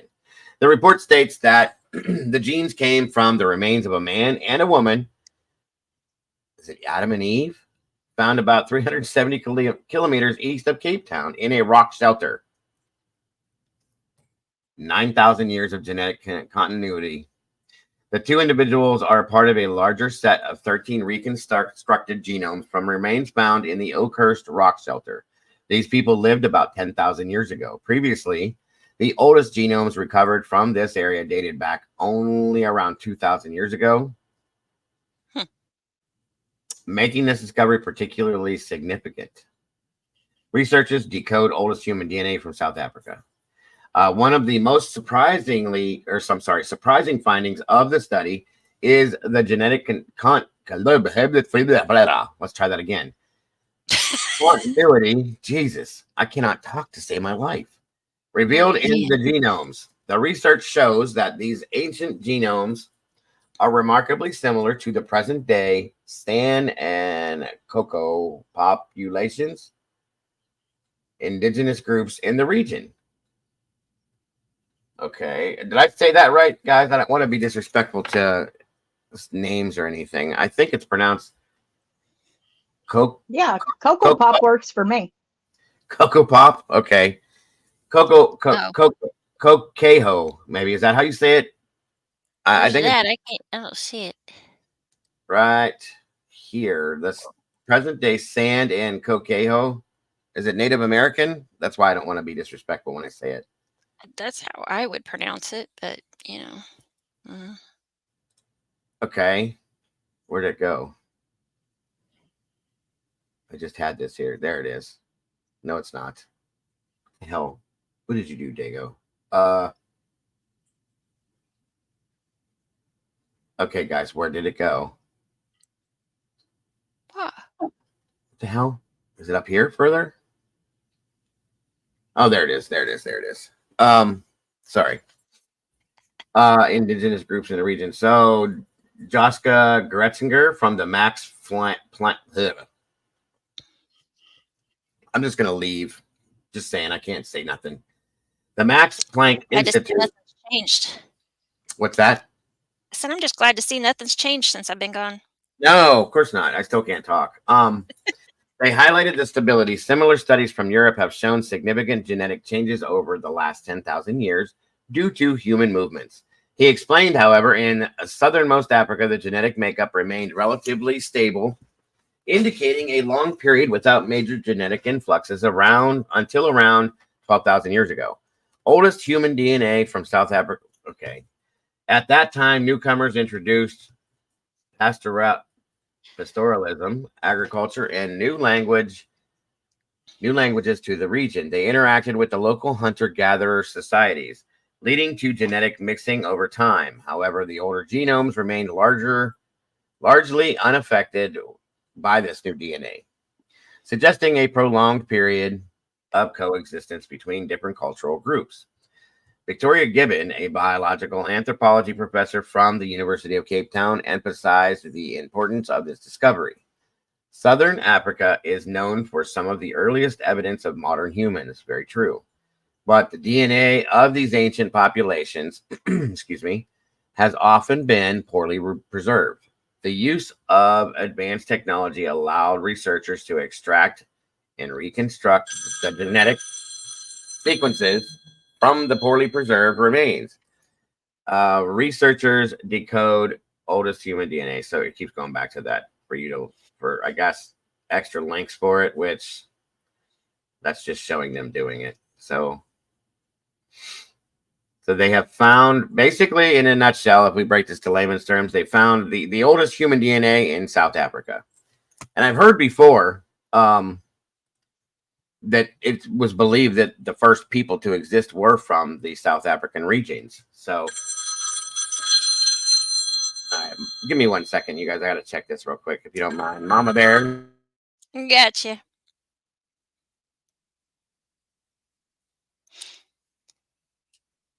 Yeah, I think they need to leave the dinosaur DNA alone. Let's not try and recreate that. You don't want to make dinosaurs? No. But why? That would be so cool to have a little T-Rex running around. A little T-Rex. Well, another little T-Rev, maybe. Not a T-Rev either. No little T-Revs? With Nah. big hand and no arms? No. No? What do you think, Duty? Hell no. Thank you. Thank you. I appreciate it. You're welcome. I'm here all day. Absolutely.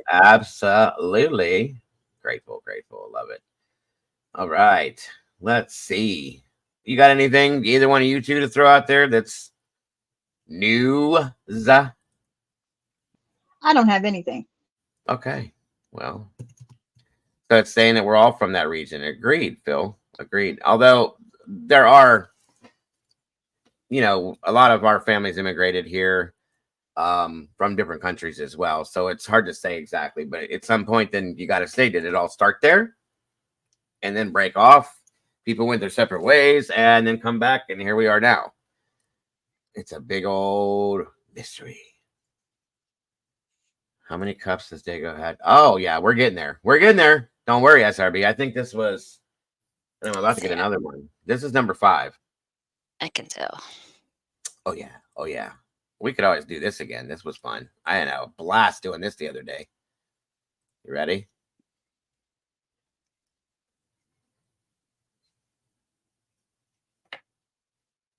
There's nobody here.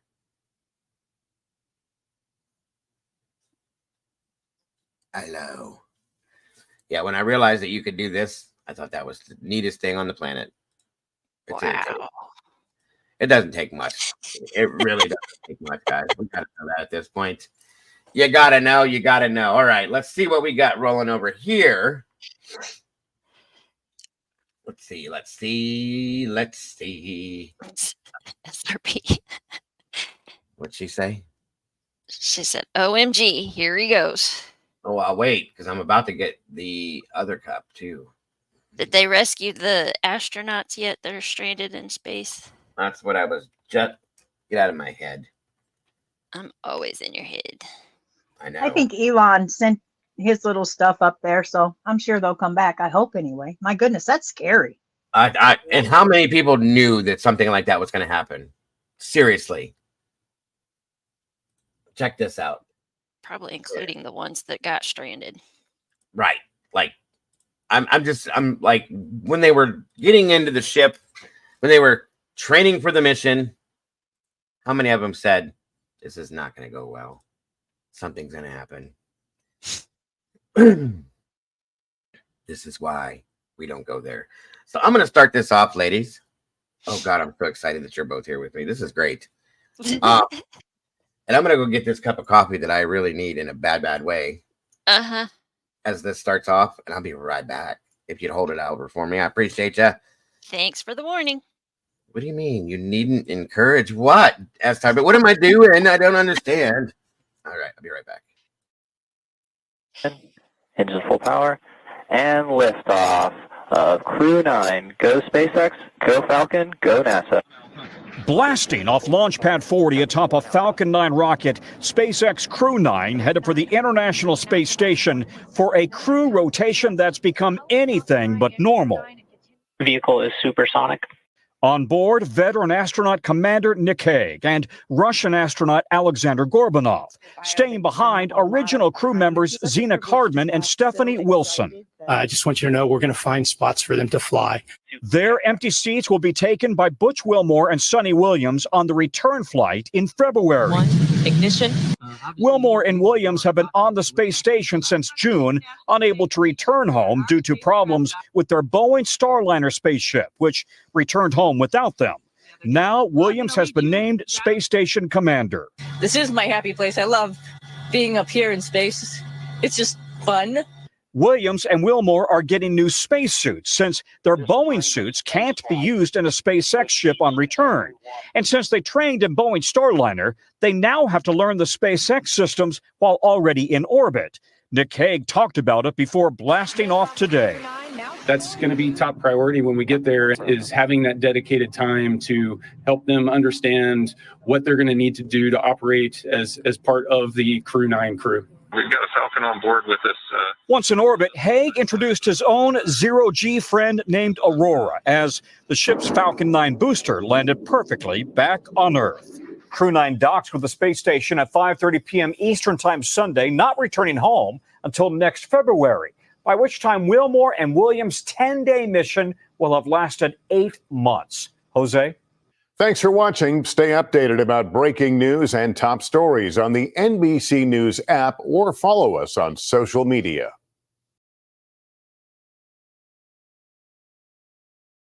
So, hold on a minute here. Oh, where's it at? I think that was the wrong thing. I didn't want to show that one. 1 second. Here we go. This is the one I actually wanted to show you guys. My apologies. Too much coffee. Jittery, jittery, jittery. Okay, so this is in regards to the SpaceX capsule that's set to rescue the stuck astronauts. Sorry. 1 meter.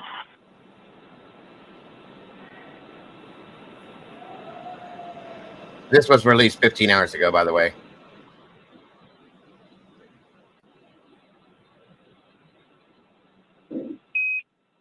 Freedom SpaceX on the big loop, self-capture confirmed.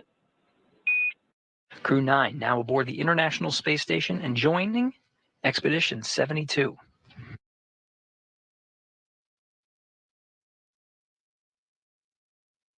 Yeah, I didn't think initially they were supposed to be there, but I got you, Derry. No problem.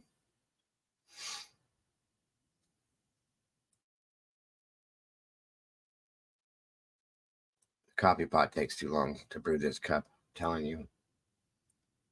It needs to be done. All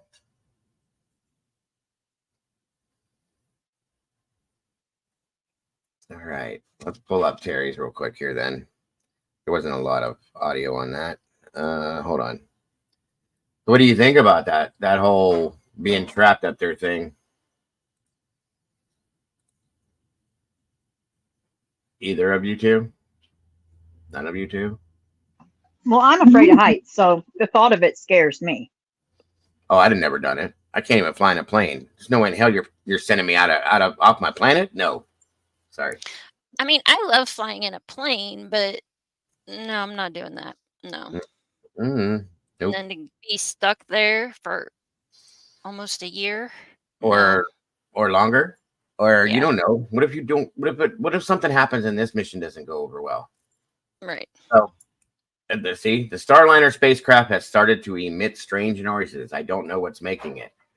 And they really need to get them out of there soon, because before long, they're going to be doing the dirty. I'm just saying. I mean, at some point when you have nothing else to do and you're alone for very long, yes, it's very possible. I mean, hey. On Saturday, NASA astronaut Butch Wilmore noticed some strange noises emerging. Yes, that's a new word. We got to tell that's a Cassie word. It was emerging. Burt. Bort. Yes. From a speaker inside the Starliner spacecraft. I got a question about Starliner. Wilmore radioed down to the mission control at Johnson Space Center in Houston. Houston, they have a problem. There's a strange noise coming through the speaker, and I don't know what's making it.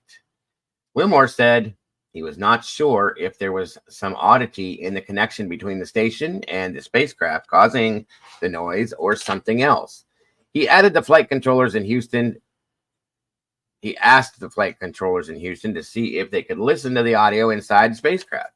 A few minutes later, Mission Control radioed back that they were linked via hardline to listen to audio inside Starliner, which has now been docked to the International Space Station for nearly 3 months now. Well, here's the audio, folks, and it's not ground control to Major Tom or nothing like that. So, Houston on 2, got a question about Starliner. Houston's with you, Butch. Go ahead. Are you guys able to hear that? Mm-hmm. Okay. There's a strange noise coming through the speaker.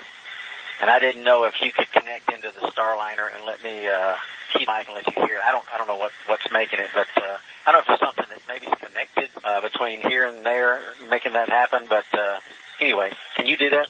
We can configure that, Butch. Give us a minute, and I'll call you back when it's ready. Okay. Station Houston on 2. We're configured for audio via hardline and CST. If you want to give us a call. Okay, I'm in Starliner, and how do you read? 5x5. How many? Okay, I'm gonna keep the mic up next to the speaker. Copy. Hear that? At negative, Butch, we did not hear anything.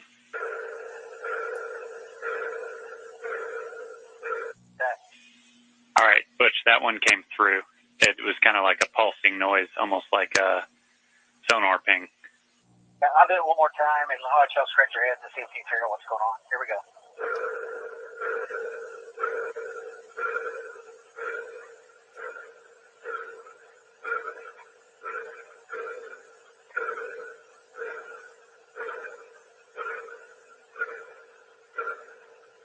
All right, over to you.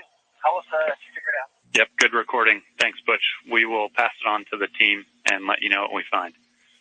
And Butch, just to make sure I'm on the same page, this is emanating from the speaker in Starliner. You don't notice anything else, any other noises, any other weird configs in there? Very nice. Nothing else. Everything else is normal. Okay, thank you.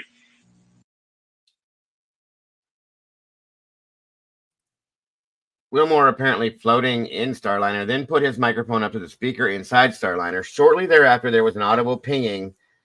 Guys, this is freaking me out a little bit. This reminds me of one of the Alien movies. I'm telling you, I'm freaked out, truly. Shortly thereafter, there was an audible pinging that was quite distinctive. All right, Butch, that one came through. Mission Control radioed up to Wilmore. It was kind of a pulsing noise, almost like a sonar ping. It does sound like that, too. I'll do it one more time, and I'll let y'all scratch your heads, and see if you can figure out what's going on. Wilmore replied. The odd sonar-like audio then repeated itself. All right, over to you. Call us if you figure it out. Recording of this audio and Wilmore's conversation with Mission Control was captured and shared by Michigan-based meteorologist Rob Dale. It was not immediately clear what was causing the odd, somewhat eerie noise as Starliner flies to the space station. It maintains communications with the space station via radio frequency system. Once docked, however, there is a hardline umbilical that carries audio. So what is this then? What is this? What is it? What's this? What's this? Hold on. What the hell? What the hell? Oh, that's a game. Okay, hold on. I looked up and I was like, wait a minute, that's a game. What are you doing? I know. I just listened. That's funny. That just scared the hell out of me. Like, oh, see, I told you guys. Okay, so they're playing a game. Anyway, moving forward. Astronauts notice such oddities in space from time to time. For example, during China's first human space flight in 2003, astronaut Yang Liwei said he heard what sounded like an iron bucket being knocked by a wooden hammer while in orbit. Later, scientists realized the noise was due to small deformations in the spacecraft due to a difference in pressure between its inner and outer walls. See, we don't have no business doing stuff like this when we don't know what the hell we are doing. This weekend, sonar-like noises most likely have a benign cause, and Wilmore certainly did not sound frazzled. Listen, they say that now, and then they're going to bring something back with them, like a face sucker or something that's going to grab one of them, and then we're all done. I'm telling you, stuff makes me unnerved, guys. It does. I checked hum this. That you hum it, Brian. I am not humming nothing. Anyway. Did you say a face sucker? Yes. Haven't you not seen the movie? Yeah, but it's been a long time. They grab your face and then they inject something into your face and they become part of you. And then later on down the road, you're pregnant for a while and this thing comes out of your stomach. And that's it. It's over. Oh, heck no. That sounds terrible. It is. What in the world? Space sucker and having space babies. What the heck? I'm telling you, I'm not down for this, folks. I'm not ready for that to happen. I can't handle it. I can't. Again, I watched Me either. I'm done with childbirth. I'm over that. Especially a little demon. Well, especially if you're getting pregnant from a face sucker. Come on now. Where's the fun of that? I'm saying, that's the part of it. All the enjoyment part of it's gone at that point. Where are we at here? By the way, I'm just joking, everybody. I don't truly believe in these things, but again, I do watch a lot of movies. So Starliner is now due to fly back, of course, autonomously to Earth on Friday, September 6th. Wilmore and Williams will return to Earth next February, flying around a Crew Dragon spacecraft scheduled to launch with just 2 astronauts later this month. The September 2nd update was NASA issued the following explanation on Monday for the strange noises. A pulsing sound from a speaker in Boeing Starliner spacecraft heard by NASA astronaut Butch Wilmore aboard the International Space Station has stopped. The feedback from the speaker was the result of an audio configuration between the space station and Starliner. The space station audio system is complex, allowing multiple spacecraft and modules to be interconnected, and it's common to experience noise and feedback. They can have it because I don't want it. Again, they're February, you guys.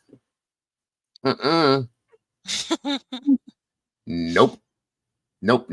Yeah, see, that's what I'm referring to, Phil.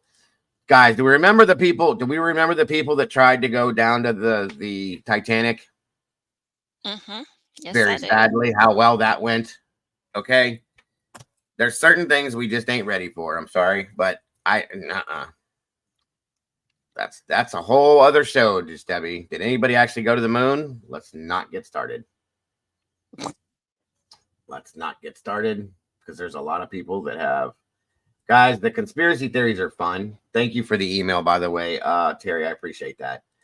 I just some of these things, even the guy that created the thing that went down to Titanic, what the hell was it called again? The Odyssey. Yes. Yeah. Anyway, he didn't go. That should be a red flag to anybody that did. If he ain't going and he don't want nothing to do with it, or wait, did I have that right? I think so. Yeah. Then you shouldn't go. The man that created the thing said no. Then no. It just no. Sorry. The Titan death trap. Thank you, Brian. That was horrible. Horrible. Yeah, and Josh, what's his face, backed out, thankfully. Yeah, right. I mean, good God. There are people who truly believe that UFOs are what demons use and that they will invade the earth soon.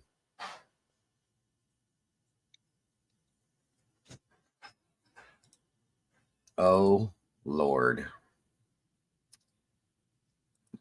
Phil. I love Phil.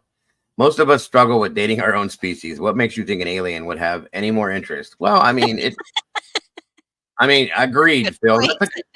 That's a great point. And that Paula's got a good point too. Why would a demon need a spacecraft? Right? Don't they use us? You know, Jane Crawford. Good Or to see you. just Anything's possible, teleport through portals or whatever. right? And I think Doodle's right. They need to bring these two home before they have space babies up there because they're till February and they're all alone. I mean, as I would be as a spouse, if I was one of their spouses, I'd be like, wait a minute, get him home. Yeah, you better be leaving that camera on 24/7, and I better not see you anywhere near her. Period.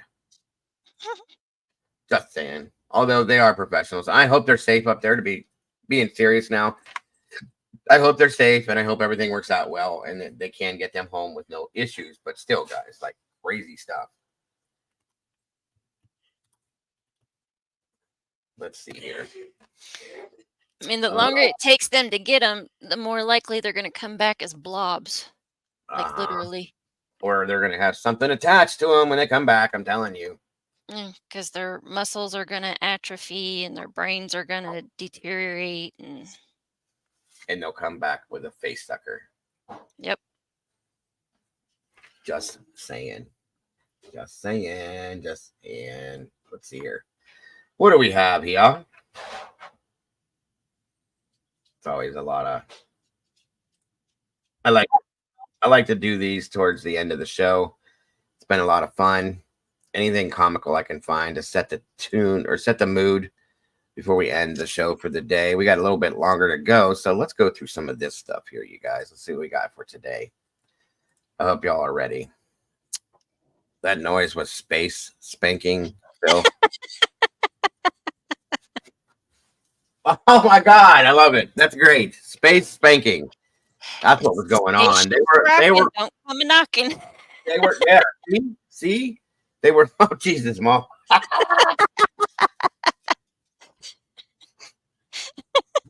Your worst nightmare has already come true, Doodle, and that's what was going on. That's why he's like, do you hear that noise? Uh-huh. See what you guys did to us? It was pretty consistent. Tell my wife I love her, please. Exactly. Brian, we figured it all out. We should work for NASA. Dago, Google Family Tour Fortunes Turkey. Gotcha. Space spanking, Phil. I love it. I love this guy. It's like another Walt. We got 2 Walts in here now. Oh boy. Because one wasn't enough. And then, of course, John Connor joined us last night or yesterday. I don't know if you saw John Connor. That was a funny one, too. So, yeah, that was a good name. Immediately, I went directly to it. Was reasonably rhythmic, too. It was, Brian. It was kind of 100%. I think we figured it out, Phil. I think you're right. Let's see what's going on over here in Avon Lake. On News Be Funny, International Wing Day, Fetch and Fish Show, Meerkat Cuddle Puddle, all of this and more, starting now. Safety of... Oh, God, there is one. Day 3 of the Republican National Convention in Milwaukee. And Looks like something's going on.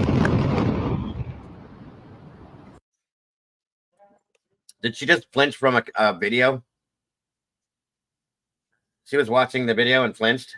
Is that what happened, or was it something completely different? Right, Phil. Giving birth on Earth is hard. Try doing it in zero gravity. Maybe it would be easier. Maybe you could just kind of like get in the stirrups, strap down, of course, because you don't want to float away, and then maybe the gravity will just take the baby out. Does that make sense? No. Okay. Ew, Mama Duck. I'll shut up. Well, no, No. I don't. If you think about it, I mean, how? You put her upside down?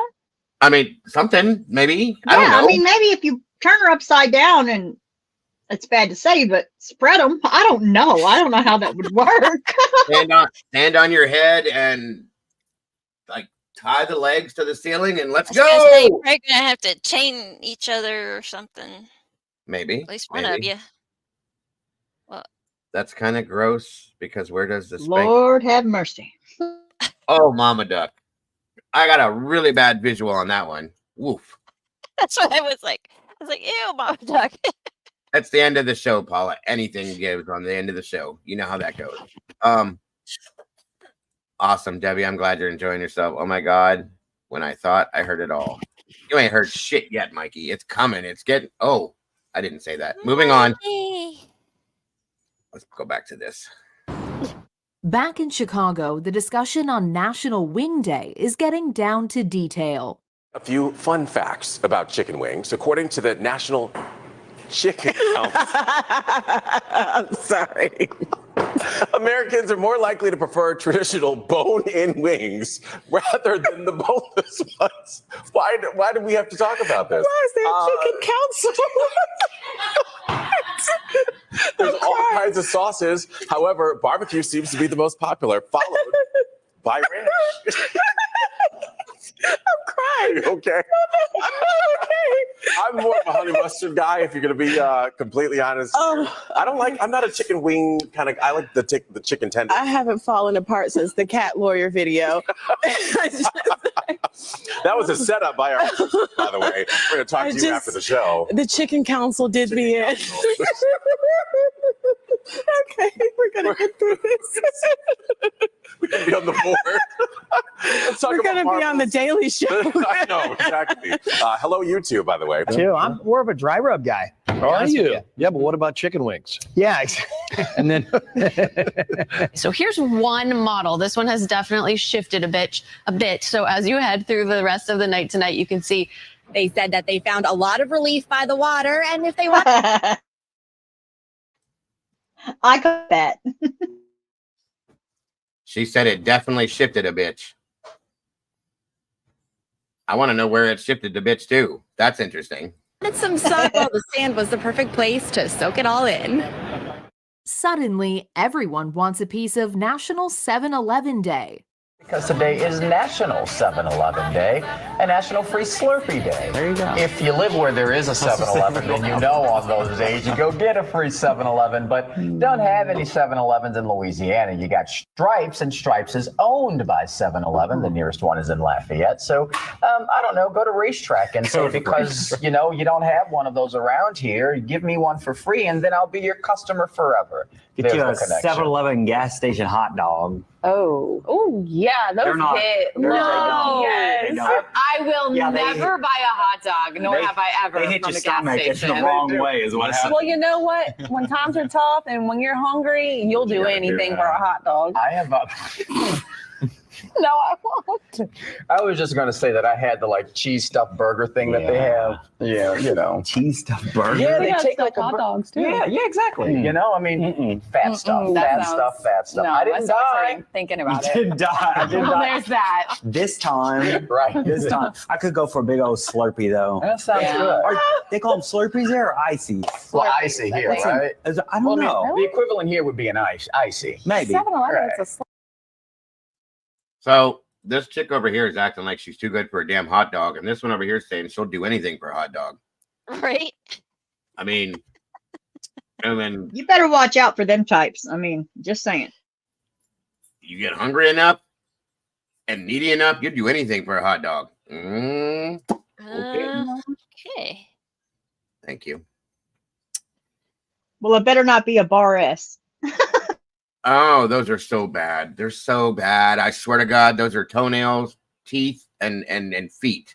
Period. Ew. Ew. They're not made out of anything good. Tell you that much. We did that one yesterday, Ray. The news anchor police sketch. That was hilarious. Remember, guys? The anchorman that was talking about the police sketch, and he turned and looked at it, and it looked like an acorn with a hat on, with the tiny little eyes, and the guy just stared at it for a good 10 seconds before he said anything. That was hilarious. It was really funny, right? But yeah, we covered that one yesterday. Ew, Right, gas he said- station sushi? No. Oh, hell no. I won't even do That- real sushi, let alone gas station sushi. That's just should be written on the package. Food poisoning. Right. $20 is $20. Yes. Yeah. Bar S is made of exactly what it says. Bar S. What do you think the S stands for? Oh, it's okay, Ray. It was hilarious though.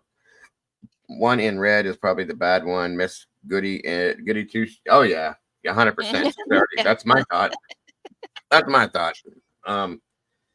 Slurpee. We'll get to the bottom of this. You all right? It just hit me. Yeah, go ahead. See, that was all about 20 minutes of Phil Colleen. Right over her head. Boating and yachting exploded in popularity. And I think it's yachting. You know, yacht is spelled such a weird way. You might remember this fox was hospitalized last year. Excuse me, I have the hiccups, y'all. Welcome back, y'all. Last year, filming a movie in Atlanta. A new video shared online this week shows Fox telling a group of people about the moments that led up to the health crisis. Can you do it? Yes, I can. Not today. You okay? Do you need some? Do you need? Let me get an IED. Wait, is that the AED? What? It's just too early. Wait, for those me are to two do it. different things. Never mind. I just point that. Meanwhile, elsewhere in Kenya, it's also a big day for Citizen TV. Let's just quickly look at the academic qualifications and the backgrounds of all these nominees. And it appears that majority of them are in law. Professor Kindiki, law. Aden Duale, Bachelor of Education, and of course with a Master's in Business Administration. Soipa Ntuya, law. Rebecca Miano, law. Davis Chirchir, Computer Science. Alice Wahome, law. Salim Vuria, Agribusiness Management. Alfred Mutua, Communications. JB Muturi, law. Murkomen, law. Julius Migoso Gamba to Education, law. Dr. Deborah Mlongo Baraz, of course, field of medicine. Dr. And. Does anybody know what the hell this man is talking about? Nope. Okay. I just wanted to double check that before I. No, but I think my doctor does. Are you My sure? doctor would get this. I'm pretty sure my doctor would get this. Yes. He talks just like that. I don't even know what's wrong with me. I just nod my head yes. That's what we're supposed to do. Okay. Right. Yeah. Uh-huh. Absolutely. Yes, Kel. I like the Oscar Mayer ones are the best ones in my opinions. And those in ballparks are the best hot dogs they make. Oh, no. I'm lying. I forgot. Nathan's hot dogs are the best ones. Those are my favorites. But then after that, yes, I agree. Agriculture, Foundation in Agriculture. Eric Murithi, Engineer, Water, that is Civil Engineering in Water. Dr. Margaret Nyambura Ndungu, first degree, Information Science. Can I just admit that we study the same thing with her, if that helps? Ali Hassan Joho, I don't know. Not on the list. I am not in the list. Are you No, I'm asking a substantive question. Okay. Ali Hassan Joho. You studied the same thing. Look, Okay, from a I think we're supposed to be watching the sign language interpreter at the bottom. That's where I think this is at. Governor, Mombasa County. Stella Soilangat, Bachelor of Arts, Political Science. John Badi, BCom, CPA. Wycliffe Oparanya, Accountant. Opio Wandai, Bachelor of Science, Agriculture. And of course, lately, law. Yeah, so, I mean, when you look at, there appears to be several lawyers in cabinet. What? And then, of course, the Prime Cabinet Secretary Musala Mudavadi is a land economist. So, these are CVs that will have to be perused. All right. So while we're on the topic of dogs, let's talk. Not that you're a dog. I'm I was talking about to say, about wait, what? something that you had mentioned earlier. Like he referring just to walks dogs. through pigs. I'm gonna get my foot out of my mouth right. Did you two say something? No. Okay, I'm hearing things. Nope. Too much coffee again. Doodle, Some yes, voices it's in your head. it probably is. It's wonderful to be able to laugh, you guys. That's why I like doing these. Next. Oh my goodness. He's calling me his dog. Got that dog in him. Do I look like I use any kind of This is cool going way lingo off the language or I'll anything? step off. All right. You guys have fun. Live in Myrtle Beach, Tegan Brown, WMBF News.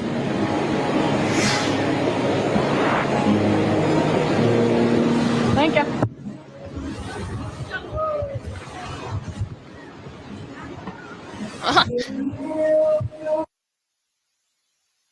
Mic drop. All right, and we will continue the news. 10 News starts right now.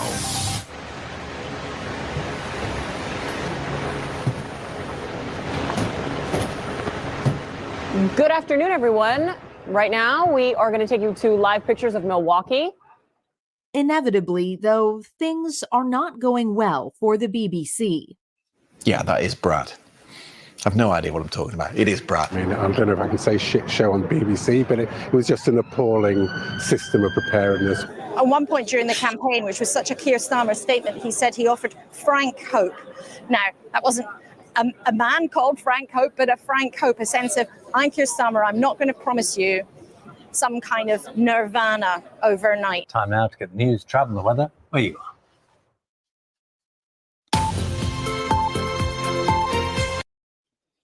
So that was a whole big jumble of what the hell. Mm-hmm. Can't get to the top.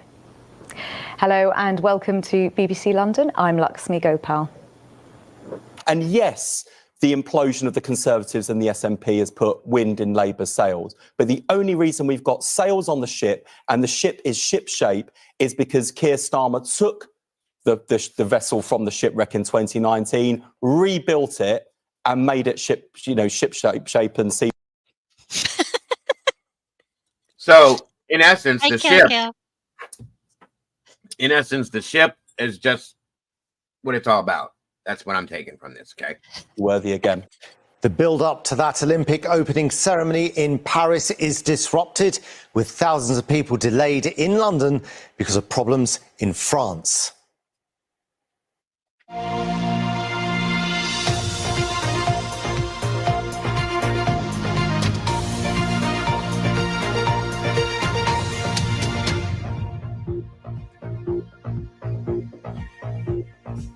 We do know who the torchbearers have been, and there have been some surprise appearances this morning, needless to say. Here's something for you. Los Angeles native and hip-hop star Snoop Dogg carrying the Paris 2024 Olympic torch earlier today. LA, of course, will host the Games in 2028. Luckily... Snoop was the torch carrier? I didn't know that. I hope he didn't try to smoke it. Damn. That'd be a big one, you know what I'm saying? Just saying. Whilst he was carrying the torch, he didn't drop it like it's hot. Drop it like it's hot. Oh, she did not just go there. Sorry, am I the only one laughing at... Yes. She absolutely just did that. You all heard it, and I'm gonna let you hear it one more time because she did it. Like it's hot. T28. Luckily, whilst he was carrying the torch, he didn't Drop it like it's hot. Drop it like it's hot. I bet you he probably did light a joint with that. That's a hell of a flame. Sorry, am I the only one laughing at my joke? Clearly. Okay, fine. Thank you very much, Charlie. Is Gen Z souring on sex movies or sex in movies? Those are two very different They haven't gone like Brad Snyder into like this weird story. All right, I was a little bit off. I'm like, what kind of movies, so to be clear, it is sex in movies. Are you okay? I'm not anymore. A new survey suggests put that weather or something and like. Next little batch coming our way. I gotta keep rain in the forecast. I've got to keep some showers in the forecast. Sorry to bore you on this 4th of July morning, man.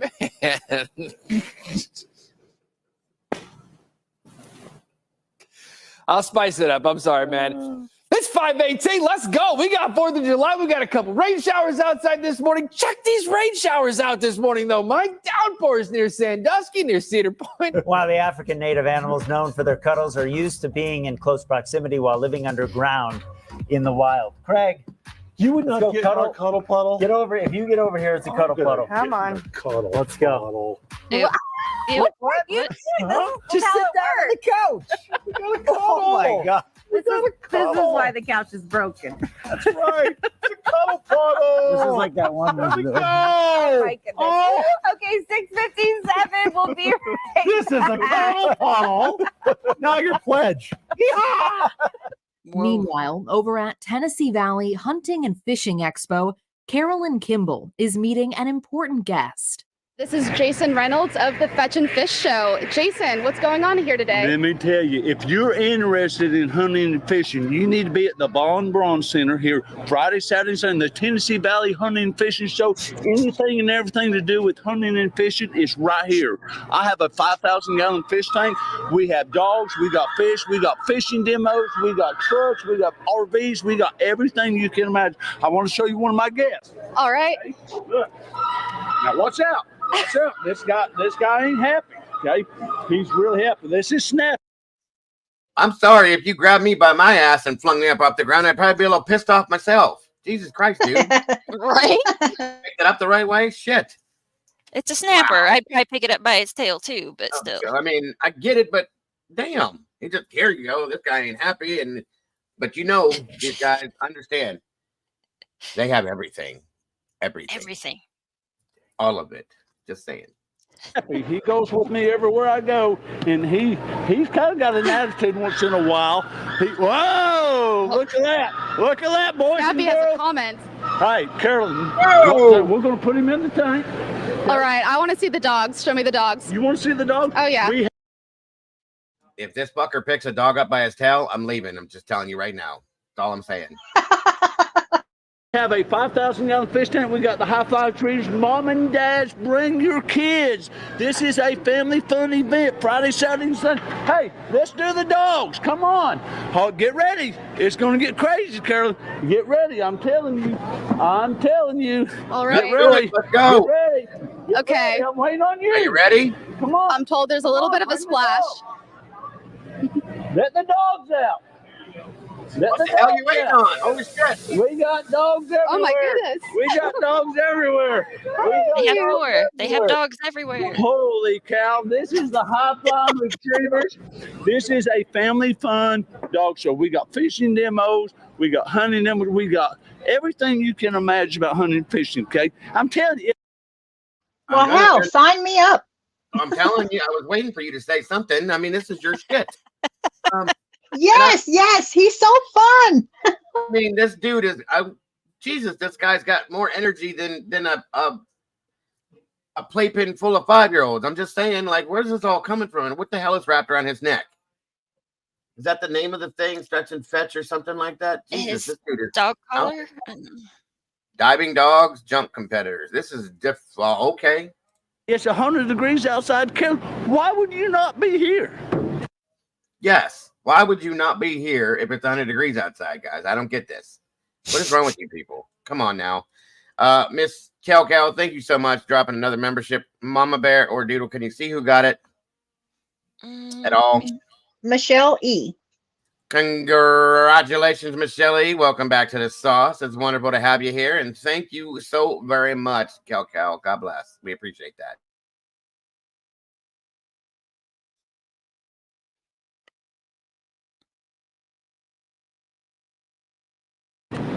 That's what I'm wondering. I know. You want me to jump a dog for you? I would love to see you jump a dog. Okay, let's jump a dog. Hey, are you ready? Which one? Where's Tracy at? Tracy, let's jump one. Let's jump one. Yeah, come on. I'm going to tell you, if they ever need anybody to play Matthew McConaughey in a movie, this is it. This guy's it right here. This is him. This is the guy. We'll wait on you. Okay. We're waiting on you. Come on. Or the Tiger King. What's this? Okay, we have 5 Labrador Retrievers. We do family fun dog training. I get all the kids up here. Hold on, folks. This looks dangerous. What the hell is this woman doing way up top there? And what is she slinging shit? There's a dog that's going to jump up there. Are you kidding me? What is this? Some new sport or something? This is weird. Yeah, what's in her hand? That doesn't look good. That's what I'm saying. Kind of looks like an oversized tampon, to be honest with you, but I'm not going to be the only one to judge this. So, please tell me he's drunk. That's what I'm saying, Terry. Something the dude's projecting like a lot. Let's see here. It's all crazy. Hey, it gets a little cuckoo. Okay. All right, we're starting. Watch this. Watch this. This is just a tease.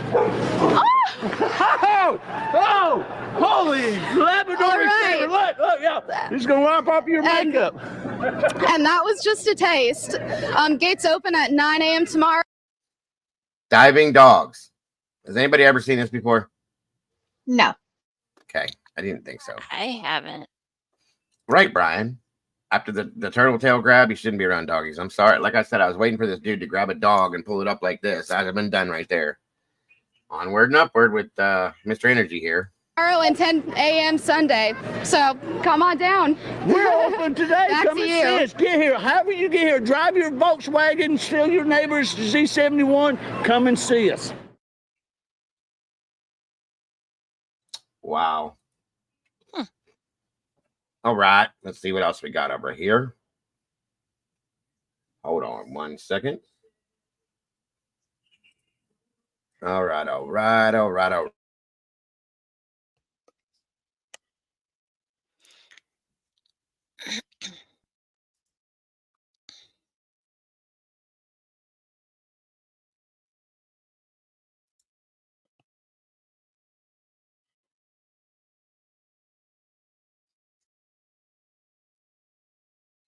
Where the hell did Doodle go? You ain't allowed to leave. Did she say she was leaving? Wait a minute. It's in the back chat. Shh. Oh, okay. I got you. Oh, shit. I forgot about that. We're about done anyway. I'm ending this up, guys, because after I'm done here, I want everybody to jump over to Doodle's live because she is going to be lead. Yeah. Uh-huh. Yeah. Oh, shoot. I didn't get to use that either. All right, guys. We're about done. Just a couple here, and we're out of here. All right. 1 second. And then, like I said, I hope everybody would run over there. Can we put Doodle's link in chat so we have it ready to go? Please and thank you. I completely forgot about that. Shame on me. On News Be Funny, pickleball, baby spinach, Big Bounce America. All of this and more, starting now. So you do want to maybe drag your mittens into the car. So make sure to protect those pants or plants, pets, and pipes. Oh, just like America doesn't just run on Dunkin', cars do too. As caffeine levels start to rise, it's another morning for morning anchor Jimmy Marlowe. Good morning. I'm Deja Jones. And I am Deja Jones. Yes, big game going down tonight. Thanks so much for tuning in. Deja Jones. Oh, my bad. I definitely just Ron Burgundy'd it just now. Wow. I'm Jimmy Marlowe. That's wild. What's it like to be Deja Jones? That energy drink is hitting me. Yeah. I told you to throw it away. Wow. So who are we going to send it to? Monica, Jimmy, Jenna? I don't know. You go ahead and send it to whoever. Okay, You'll it get the says name right. Monica Cryan is here with a look at our forecast. Hey, Deja. I love lamp. And if you're thinking about driving today, be prepared and stay cautious because it's coming down pretty heavy. Also tonight, one of the Conservative Party's most prominent MPs from the 29. Did you just say it's coming down pretty happy? Never heard that before. I think so. That's weird. It's like, huh? Yes, everybody, please, please. Like I said, we're going to finish this one little clip here and I'm done. And we're heading over to Doodles. I hope all of you will join over there. It's going to be a great show. So that link that Miss Paula has in chat that I just threw up there, please subscribe and run over there as soon as we hit this. 19 intake, Lee Anderson defects to Reform UK. Is one of the last pricks in the whole so-called Tory Red Wall just crumbled away. What? Tavares, right in. Huh. She said the last prick. Yes. I was like, No. That is hilarious. I gotta say, I love his just pause and his no. All right, everybody. That's gonna do it for today. Doodlebug, thank you so much for joining me up here today. It was a great show. It's my fault because I let that the sounds in the sky segment go a little too long. So my apologies, everybody. So as I said, guys, I would really, really, really appreciate all of you guys. Please, if you will, join us over at Doodles. It's going to be a very interesting second part to the first show she did on this situation that she's talking about. Please click on that link. Join us over there. It's going to be, like I said, very interesting. You guys aren't going to miss any. You don't want to miss out on it, is what I'm trying to say. Anyway, Mama Bear, thank you for joining us up here today. This was awesome to have all three of us up here. I loved it. Hopefully we can do it again. And that's going to about do it, guys. I hope you guys enjoyed everything today. I hope you guys are wide awake like I am, because I am pinging right now. I'm telling you. That's pretty much going to do it. Yes, I'm wired. This is cup number 5. And this stuff Brandy bought for some reason. She bought the dark roast stuff, which is a little stronger than what I'm used to. And I feel like my eyelids are stuck to the bottom of my eyebrows right now. I'll be honest with you. Yeah, it's there. So anyway, great show, guys. I appreciate all the moderators, everything, Mama Bear. It's great to have you here. Always, always, always a lot of fun, guys. You guys are amazing. Don't forget to love yourselves, love each other. Please don't change a thing about yourselves, because that is why we do what we do. And I will see you guys later. But again, please join us, guys, over at Doodle's Place. It's going to be awesome. Anybody that donated to the show, thank you so very much. We never expected, but God bless. We do appreciate it. And thank you all for just supporting the show and being here for this. Much love, everyone. And I will see you all very soon. Bye-bye, everyone. bye, guys. I'll see you as soon as I can. Don't know when that'll be, but I'll see you soon. I hope it's soon. I really do. Me too. It's been too long. This time was way too long. I had to come looking for you almost, I thought. I know. Crazy. Bye-bye. Bye-bye.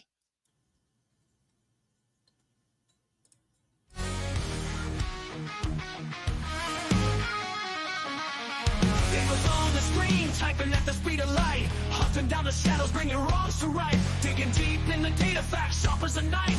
With every single story, he's fighting for a life. A voice for the voiceless, he won't stay quiet. Dago's got the fire igniting the fight. True crime revelations shining through the night. With every victim story, he pulls at the strings. A hero in the darkness, hear the truth he brings.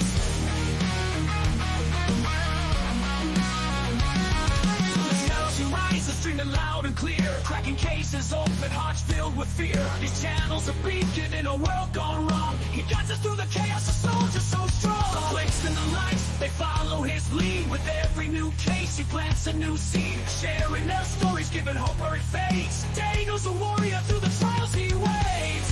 In a world of silence, he shouts out their names. Dago's got the fire igniting the fight. True crime revelation shining through the night. With every victim story, he pulls at the strings. A hero in the darkness, hear the truth.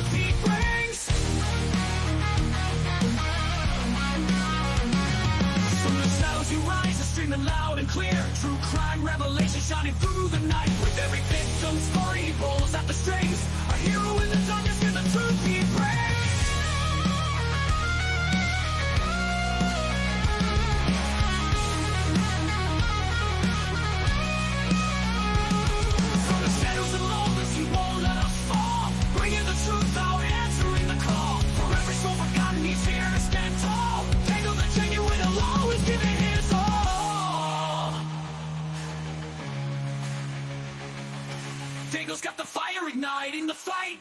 True crime revelation shining through the night. With every victim